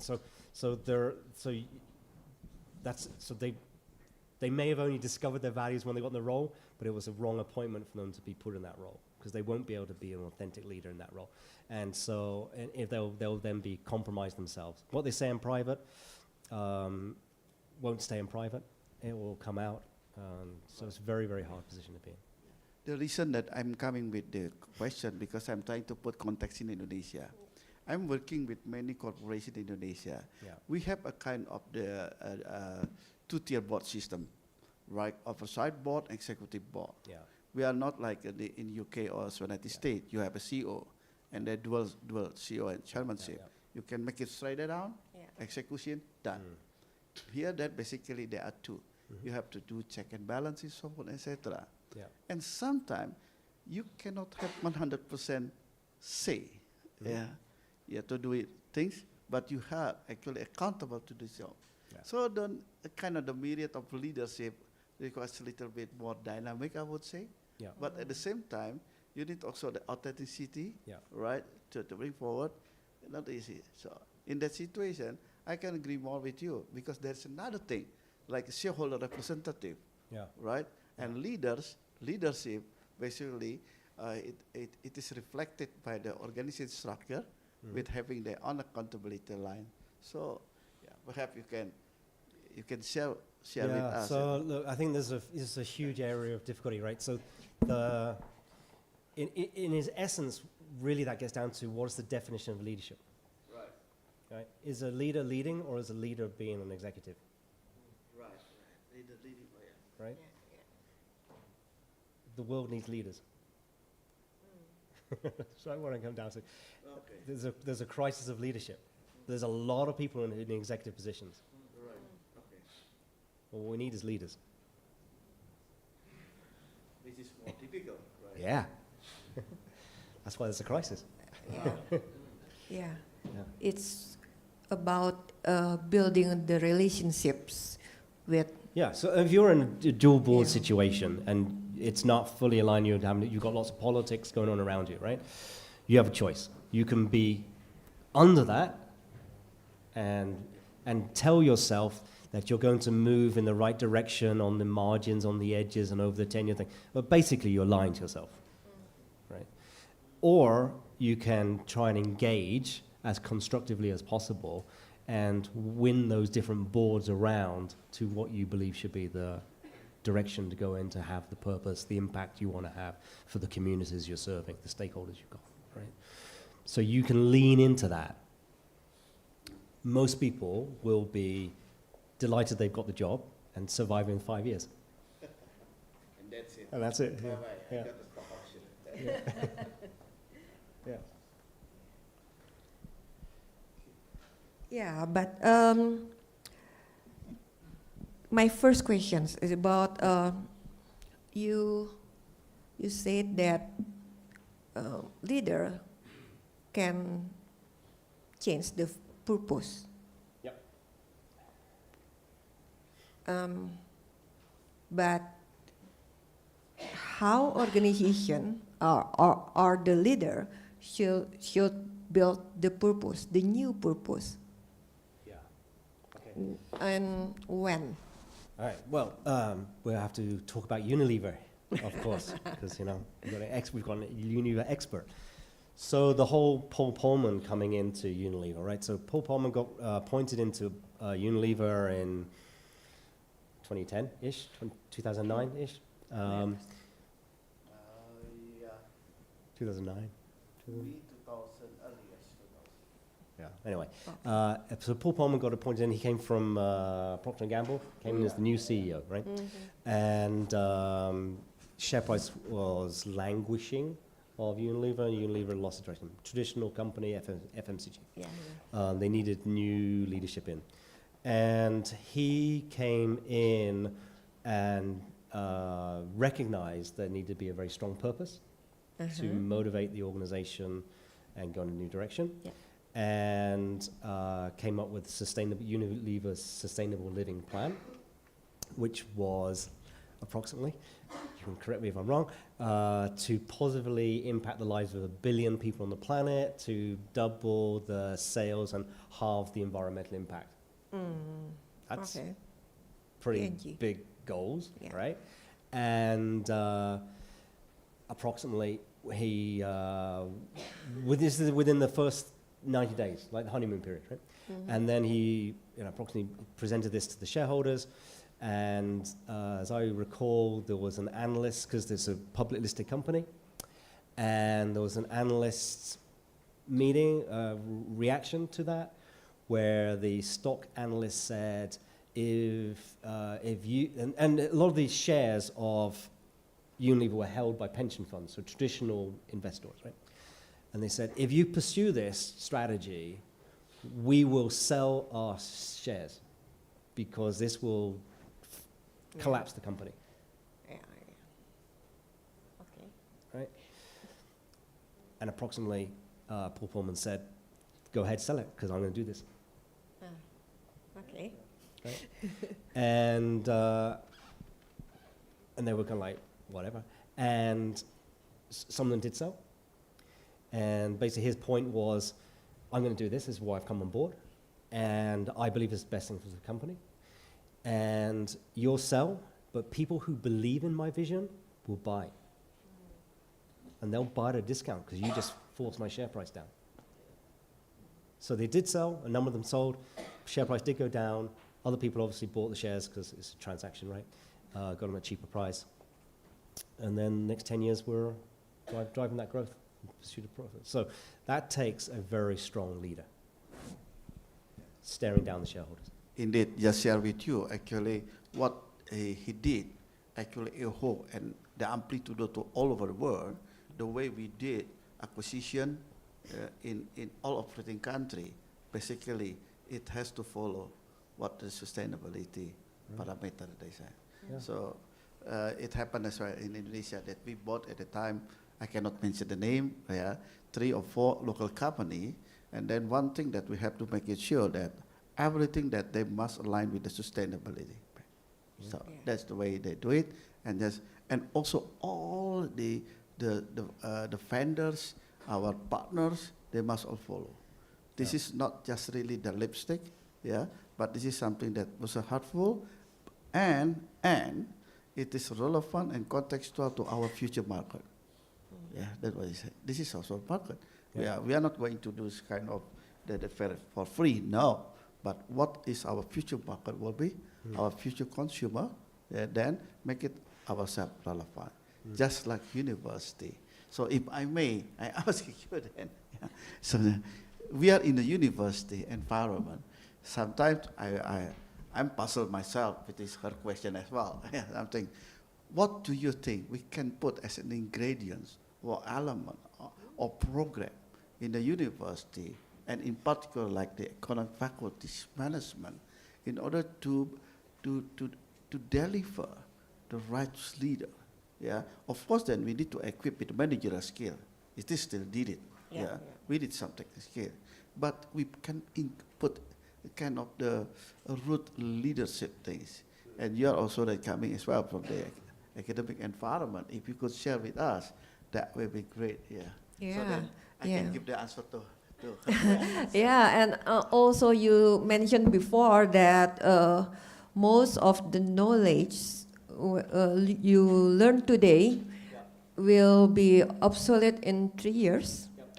And yeah, when our students came to our university for the first year, and then when they become alumni, and the most of the knowledge are obsolete. So what should we do then? Well, so that was pretty easy. I've been thinking about that one for a long time. You teach them how to learn. Yeah, I You think see? I learned Yes. from your books. Yeah, we have to teach them how to learn. learn, Yeah. how to adapt new knowledge Yeah. and new way of Yes. So it's not everything. things. Obviously, everything you teach them is not going to be obsolete. But we don't know which bits are going to be obsolete and which ones are not, right? Yeah. So you need to be smart enough as you're to acquiring new piece of knowledge to integrate onto the other parts, right? So that is a lifelong skill. Yeah. Right? You can't say that I've got my degree now. That's it, you know. It's like- Yeah. But I do have depth now in this area.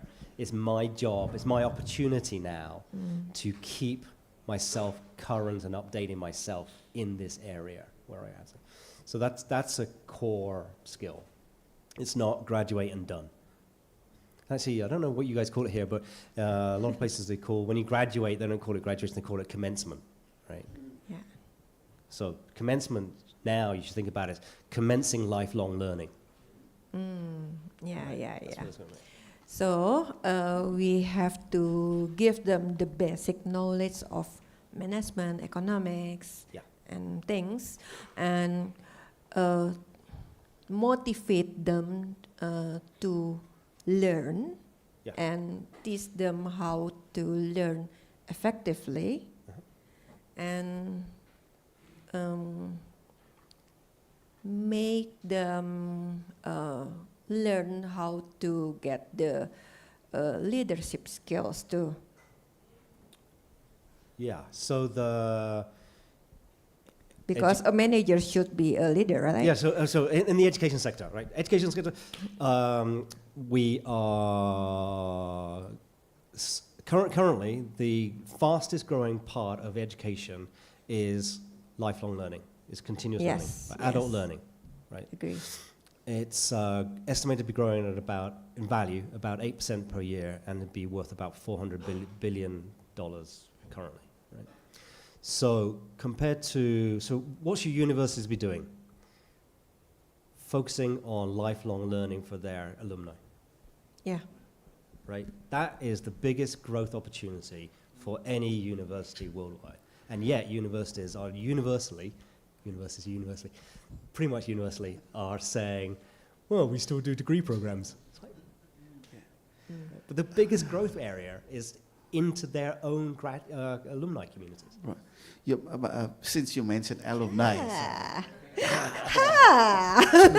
so I just want to share with you, and for that I invite your opinion on it. Yeah, when I read your book, I like the subphrase like combating tomorrow today.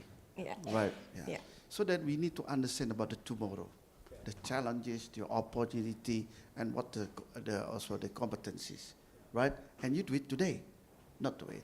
So then, I think that instead of building a kind of laboratory, something, why don't we bring the real life laboratory, to them at the early stage? So then, this is my view is then, as the chair of the Alumni Association for the Faculty of Economics, we try then to make it a kind of real life laboratory, yeah, making connection the dot with those that already graduated long times ago, having a success career, yeah, at the corporations, at the entrepreneur, and then we bring to them. And then I invite as well the Civitas Academic, please also to encourage them to take a part, not just for the score of the graduation, but this is something for the real life. Yeah, you need to do. You need to sense of the failure if necessary. Yeah, needed it, and then learn from that one. So that we are trying then to build such a thing here, and then try to provide, if our capacity only 1 or 2 or 3 students to start with, perhaps someday we can accommodate 10, 30 something. Yeah. So this is something that still in my mind. Yeah, and yeah, we are trying to build that one, but we need to kind of. But I like that one. Competing tomorrow, today. Don't wait until graduate. It's too late. Yeah, it's too late. Yeah, you sense it. Yeah, and another thing to share with you is, because I don't want just to share with the talk, right? I need also to do something as a kind of example. So then, with my old finger, 61 years old, I still take executive education, compete with someone from MIT, yeah, data science, someone from Kellogg, yeah, with the artificial intelligence for business strategy and application. And I would like actually to transfer to them, not just about the theory, do it, yeah, do something. Yeah, we are going to start with, and hopefully that's going to be the 2 hands needed, yeah, to clap on, right? That's Of course. We are more than Let's happy, start yeah. hopefully that will. Perhaps someday we can send 1 or 2 of our young preneur to your university to sit down for 2 or 3 months, yeah. Then more than happy. Why don't we make it that one, yeah? Yeah. CRMS will sponsor it. Thank you. But must be in risk management. Yeah. Beyond that, I cannot. Sure. Let's start it. Oh, maybe another thing, sir. This is a question. My passion today, basically in the domain of GRCS, governance, risk management, compliance, and sustainability. So, one is basically to build the risk leadership. Yeah, risk leadership and culture of risk. Yeah, i.e., embrace the uncertainty, trying to understand the impact. Don't be afraid of something. Understand it. Put, as you said, put the first step, and understanding about the other option will be. But of course, then you have to do it with a strong foot. Yeah. Yeah. If you fall down, you can rise up. This is something that, and that's why then I'm encouraging university start there, developing the curriculum, syllabus that more fit in, that people can take. I call it upside risk, i.e., yeah, never ever be let the opportunity fight away, yeah, embrace it, learn a little bit, making a little bit mistake, yeah, but you know where to go, just go for it. And learn from the mistakes. Yeah, learn from the mistake, make it. Yeah, so there's another, lots of ways I could build on a lot of those things, but I'm just going to throw in a slightly different one, slightly related. So this idea of, in strategy, we always talk about sustainable competitive advantage. I've got some advantage, and how do I sustain that advantage? Yeah. And increasingly, we now talk about transient, i.e. short-term competitive advantage, right? So the biggest sustainable competitive advantage is your ability to keep moving between transient positions of advantage, right? If you master movement, it's a sustainable advantage. Yeah. It's not the sustainable advantage of one thing, right? So that's a very different, it's strategy competing in a dynamic world, right? So the future of sustainable competitive advantage is mastering movement. Yeah. It's mastering transient competitive advantages, right?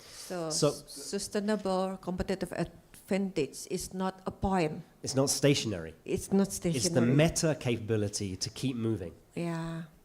It's the higher level capability, right? So that's hugely revolutionary, right? If you can master that. Second thing linked to that, and this is linked to my old days doing some military stuff, where you used to have this, like if you were going to fire a rocket at a tank or something, you had this idea of a thing called fire and forget, right? You could line up the target, you'd fire your weapon, right? And then it would find its way to the target, right? And the advantage for a soldier when you do that is that as soon as you fire, the enemy knows where you are. So you do fire and forget, you just fire and then run, right? So it's fire and forget. Now we realize that that's a huge problem, right? And it's not military sense, but in business sense, it's the same thing. It's like I want to have a new project or initiative, an investment in a new factory or something, and I'm going to line up the sites very carefully of that thing. I'm going to get through all the internal hurdle rates for getting the capital from my boss, the rector of the university, to be pleased with me or whatever, to give me the budget and the headcount I want and so forth, right? And he's going to stare at me and say, how confident are you in those numbers? And I'm going to say, oh, I'm really confident, sir. You know? Right? And none of us knows the future, right? So we've made up all those numbers, but he wanted to know those numbers, so I just made them up for him, right? So, and the problem is, as soon as I get the headcount, the budget, the whatever, it becomes obsolete, right, at that point in time. Yeah. So that was a fire and forget behavior we had, right? So now we want to move to this much more adaptable way, where I'm giving him confidence that he can invest in my project, but at the same time, it's because I'm going to do it. So the language we now use is, instead of a sniper fire, right? It used to be ready, aim, fire, right? And you would fire when you were very sure, right? Now we go ready, fire, aim. Right? Not ready, aim to fire. Right, ready, fire, aim. Because we're expecting to course correct when something's in motion. The hardest part of ready, aim, fire is getting to fire. It's like I'm so confident that the business proposal is going to be on target, and the numbers are there, and so forth. I spend all the time doing this research on the future, which I can't do research on anyway. Right? And so we go, if we go into the ready, aim, fire, what it goes is ready, aim, aim, aim some more, aim a bit more. Oh, I might get round to firing. Right? Yeah. And anyway, the target's going to move. Right? If we go ready, fire, aim, I'm getting things out there, I'm getting initiatives going, and I'm telling everybody that we're going to course correct. Right? So now my job is not the aiming part, my job is course correcting. Right? So, ready, fire, aim.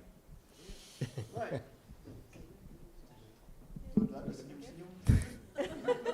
Just take your time, Your Excellencies.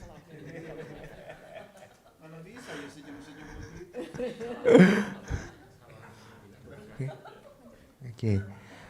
So, can I conclude that do nothing now is not an alternative anymore? So, it's almost a sin to do nothing. Okay, so you have the whole now. I know I will be quiet soon. But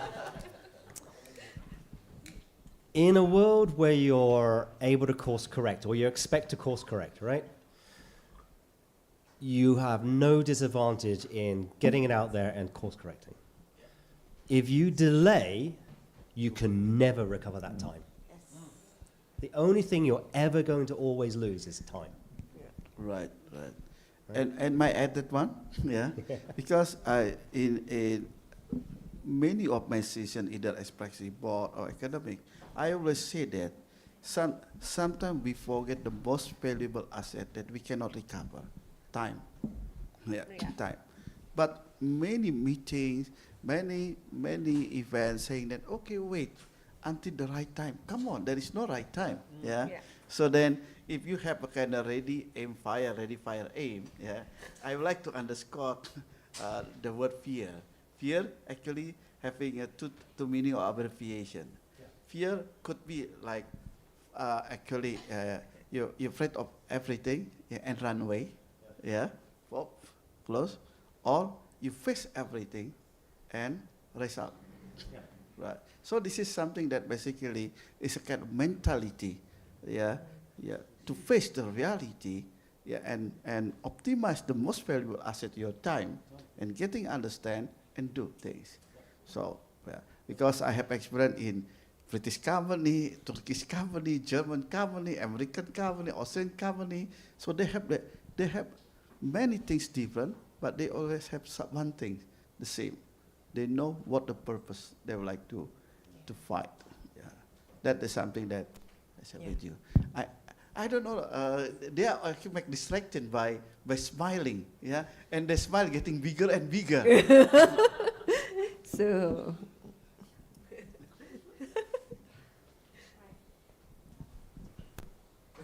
Agree. Okay, we're moving on to the question and answer portion for the panelists talk. Anybody have questions? As this may be your last chance to ask questions to Professor Stephen Wyatt and also to our panelists. You may raise your hand and one of our staff will hand out the microphone to you.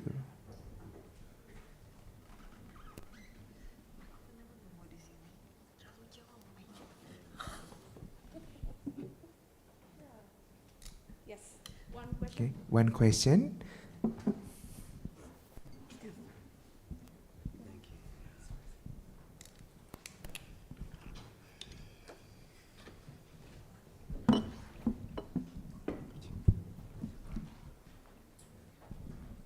Okay, thank you for the opportunity. My name is Seri.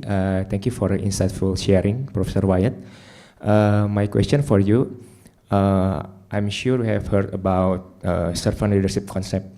So what do you think, in your opinion, is it a suitable approach to address, the majority of the challenges we have today in the leadership context? Thank you. Firstly, congratulations, because you're the only brave person who can ask a question, so well done. Yeah, servant leadership, right? So Greenleaf's work, 1973, and so forth. I think it's a great concept, and it's extremely well-meaning. And what else can I say that's nice about it?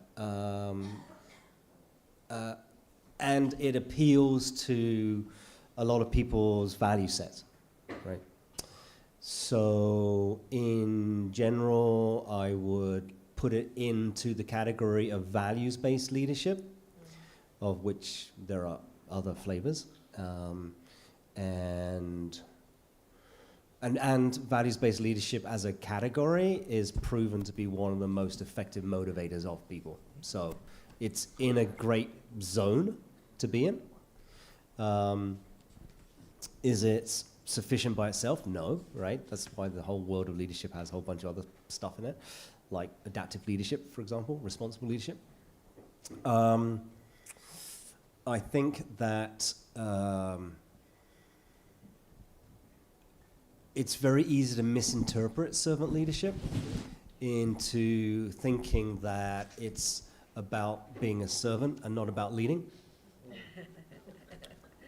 Okay. Right? And so that is a real weakness. So if because they have the inverted pyramid thing, right? And so you're looking at your stakeholders and what are their needs, and you're serving those needs and you understand those needs. Well, what about your opinion? Right? If I'm just serving everybody else's needs, so I've got no value set. I don't know the direction. I'm going to ask you where you want to go, and then take an average and then figure it out for myself?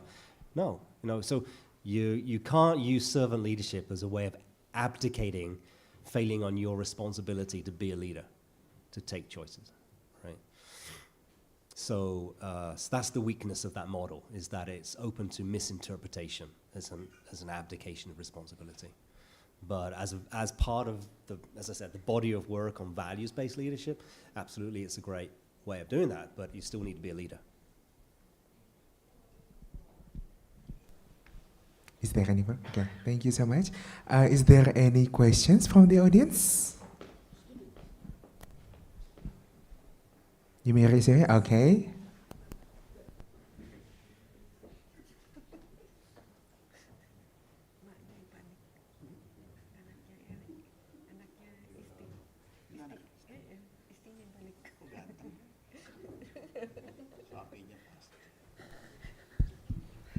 Okay. Hi. My name's Joseph Alexander. I have a question regarding to your presentation about leaders. So, when a leader makes a mistake, right? People tend to lose their respect and beliefs in their leaders, right? Can a leader still lead effectively after making a mistake? Thank you. After making a mistake, can you become?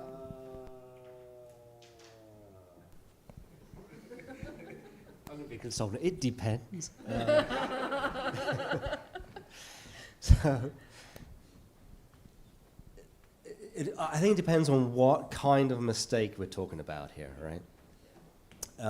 So I would say in the vast majority of cases, yes, because we're not going to get everything right, and there shouldn't be an expectation that we get everything right.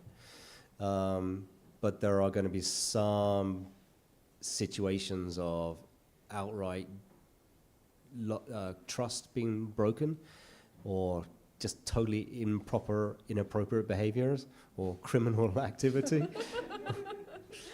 And I'm not going to name some examples here. I do, yeah. Very burned in my forehead here. Yeah, so I think it depends is the way I'll go on that. So let's go, so make it a bit more practical. So I think so firstly as a leader, you need to move away from this point of view, which is the leader's always right. You've got to distance yourself from that model, right? And part of distancing yourself from that model is you're engaging with other people around you to actually hear what their thoughts are and so forth.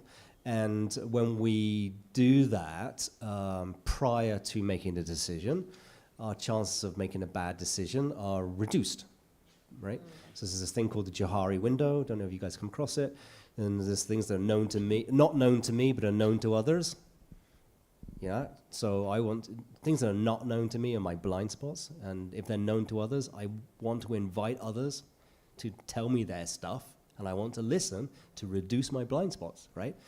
So the assumption that a leader is always right, you need to move away from. You have to have the humility to ask other people, help reduce your blind spots to make you a better leader, make better decisions.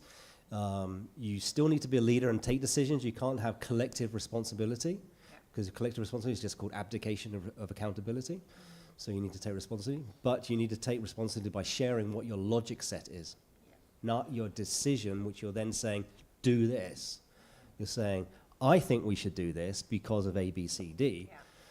Not everybody's going to agree, but the dissenting voices, you want them to get out of that point in time. And you say, I hear your dissenting voice, that's interesting, I'm prepared to take that risk, right?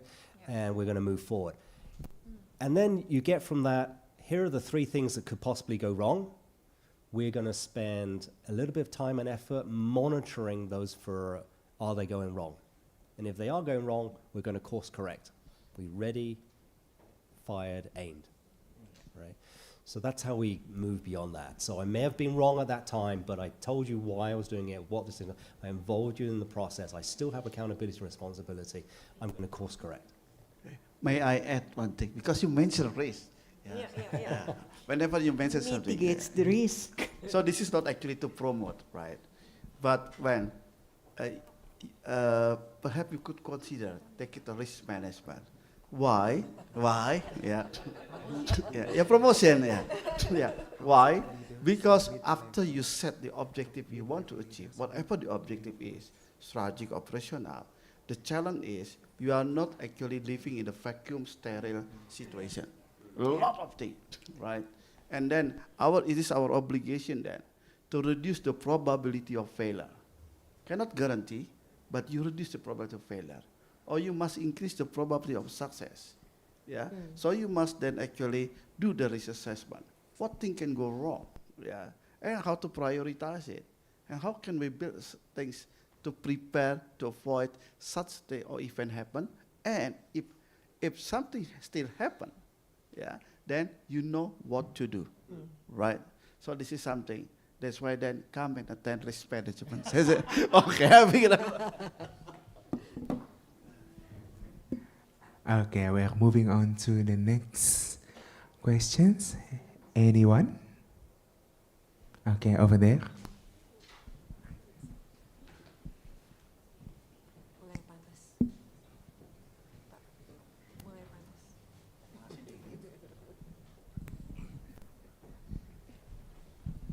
Okay. Good afternoon, sir. My question is, maybe, what is your opinion about my generation and how could, if I become a leader in the future, how can I lead my own generation in your opinion? I think that's my question. What is your opinion about my generation and how to lead it, how to control these unique generations? Thank you. Well, you said that you are unique. yeah. So, what I think about it. So, your generation is going to be responsible for absolutely everything on this planet. Yeah. Yeah, agree. So you better get it right. Right? All we can do is try and help you to be good leaders. That's all we can do is try and equip you, right? Like it or not, we're all going to die. You guys are going to take over, you know, and so our single mission that we can hand down is make you as well equipped as possible, right? So I don't have an opinion about the nuances of your generation. I think that's, I don't think there is such a thing. I think every generation, I don't even know if the generations things really works, to be honest. But I think every person coming through has their own journey of growing and experience and influences and so forth. And some people like to put generational labels on that. I don't think that defines an individual. Leaders need to become confident and skilled themselves, and I hope that this talk helps you personally to be a leader within your generation. Yeah. I don't. May I say something? Yeah, because please be a great leader. Yeah, I work with generations. Yeah, and lucky me that we found certain lesson. I.e. is the best combination. Basically, we have a collective leadership, yeah, in one or two projects, and making that more younger generation basically come to as a team member. Yeah, so, and then the leader, yeah, the leader at this time must have a kind of the good track record, but opening also the fresh mind, yeah, to be involved in the journey setting objective. Yeah. So then, yes, your journey, yeah, and our journey actually a different time scale. However, basically the continuation of the human being, basically, yeah, we need to make it sure that generation by generation that actually remain. Yeah. When I was in UK 15 years ago, I was invited by the scholars from the London Economic School, and then he was the chair of the study, call it the study of human extinction. Human extinction. If the younger generation, yeah, okay, if the younger generation cannot make things get right, yeah, then, well, maybe the human being extinct. Bomb, war, like, can you imagine if one nuclear missile, but do you think that we are safe here? No, it is not. AI, things like that, yeah. The nano projectile, the missile that can go, that basically read the DNA, yeah. That's many things. So then one thing that for sure is we need to equip the competencies, skill, knowledge, and values. Yeah, the values, the humanity. What actually must be top priority? Just the money that you generate, or there's something more? So then, basically, yeah, I don't want again to promote risk management. I don't want that one. Yeah, yeah. But I cannot refrain myself. Yeah, I sit in the Global Council, what Economic Forum, in one of the council call it complex risk, i.e. the risk that cannot be actually categorized. So because it is the knock-on, yeah, multiple effect. Yeah. Then one thing is a very, very critical is basically how can the younger generation basically can exploit that potential, but at the same time, yeah, they can actually make it a sustain. Then I would like to pick up what you said is mastering the transient. That's more important. Where it goes, yeah. Then where it goes and put yourself into such a transient. This is very important, as well as especially this is context of your future. Yeah, you have the creativity, yeah, but you must learn as well a kind of resilience. Yeah, jangan mental strawberry gitu, ya. Yeah. Yeah. Strawberry mentality, i.e. that you feel sensitive and if something wrong, that you feel, yeah, the world is collapsing, yeah, the world is not right, things like that. Yeah, you agile inherently, yeah, you open-minded inherently, then make it more resilient, and then trying to bring at earlier stage, so at early stage the experience, etc. And risk management, yeah, risk management, yeah, basically trying, trying to imagine what the future looks like, and where I will be during such a transition. Okay, that's something that actually the benefit of risk management for the individual career, not trying to sell, yeah. The subject here. Although I love that subject, but I'm not trying to sell that subject. Okay? Yeah. Okay. It's in your DNA, yeah, to promote the risk management. What an inspiring and academically stimulating talk from the panelists and also from Professor Stephen Wyatt. Could we please give another round of applause to Professor Stephen Wyatt, Dr. Antonius Alijoyo, and Mrs. Brigitta Melianti Sulungbuti. Your Excellencies, you may go back to your original seats. Oh, udah nih.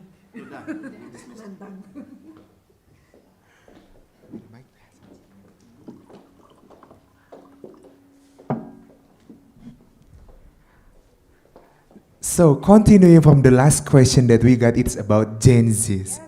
Yes. Hot topic, right? Hot topic for nowadays. And I am just curious, how many of you here are part of Gen Zs? Raise your hand.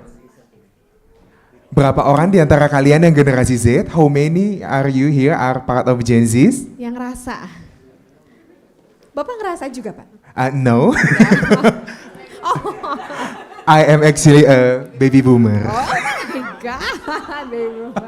Okay. So more than a half of our audience is Gen Zs. Yes, of course. And I've been working as a lecturer for barely 2 years. And I directly met Gen Zs. And I do agree that Gen Zs are unique. They have their own characteristic. They are more digital savvy. They are more high tech. They really want everything to be fast, to be speed. And teaching them is really, really. And also full of curiosity. Yes. Yes. Full of energy, dynamic, and wherever. Yes, and at one time they may be very curious and ask many questions. However, some other times they may be, quite reluctant to do that. Yes. So, Sip.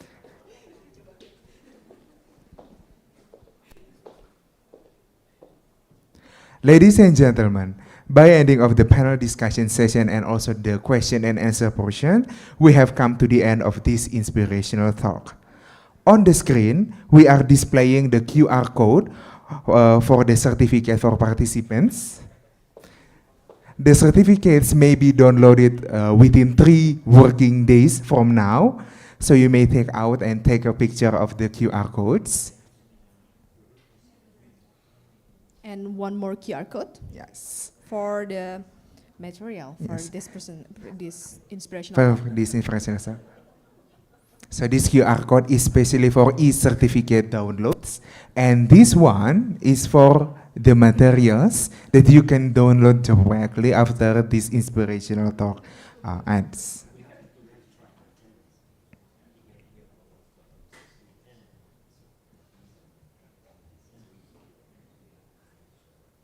So the participants can get the e-certificate 3 days Within after 3 working days after today. today. All right, I guess everything is done. Okay. Lastly, we do apologize for any mispronunciations and unwanted mistakes. I hope you all have enjoyed and benefited from the talk and discussions from our distinguished speaker and panelists. I wish you all the best in your future endeavors and hope to see you again in our next inspirational talks. I'm Deba. And I am Chris. Thank Thank you you and have a good day.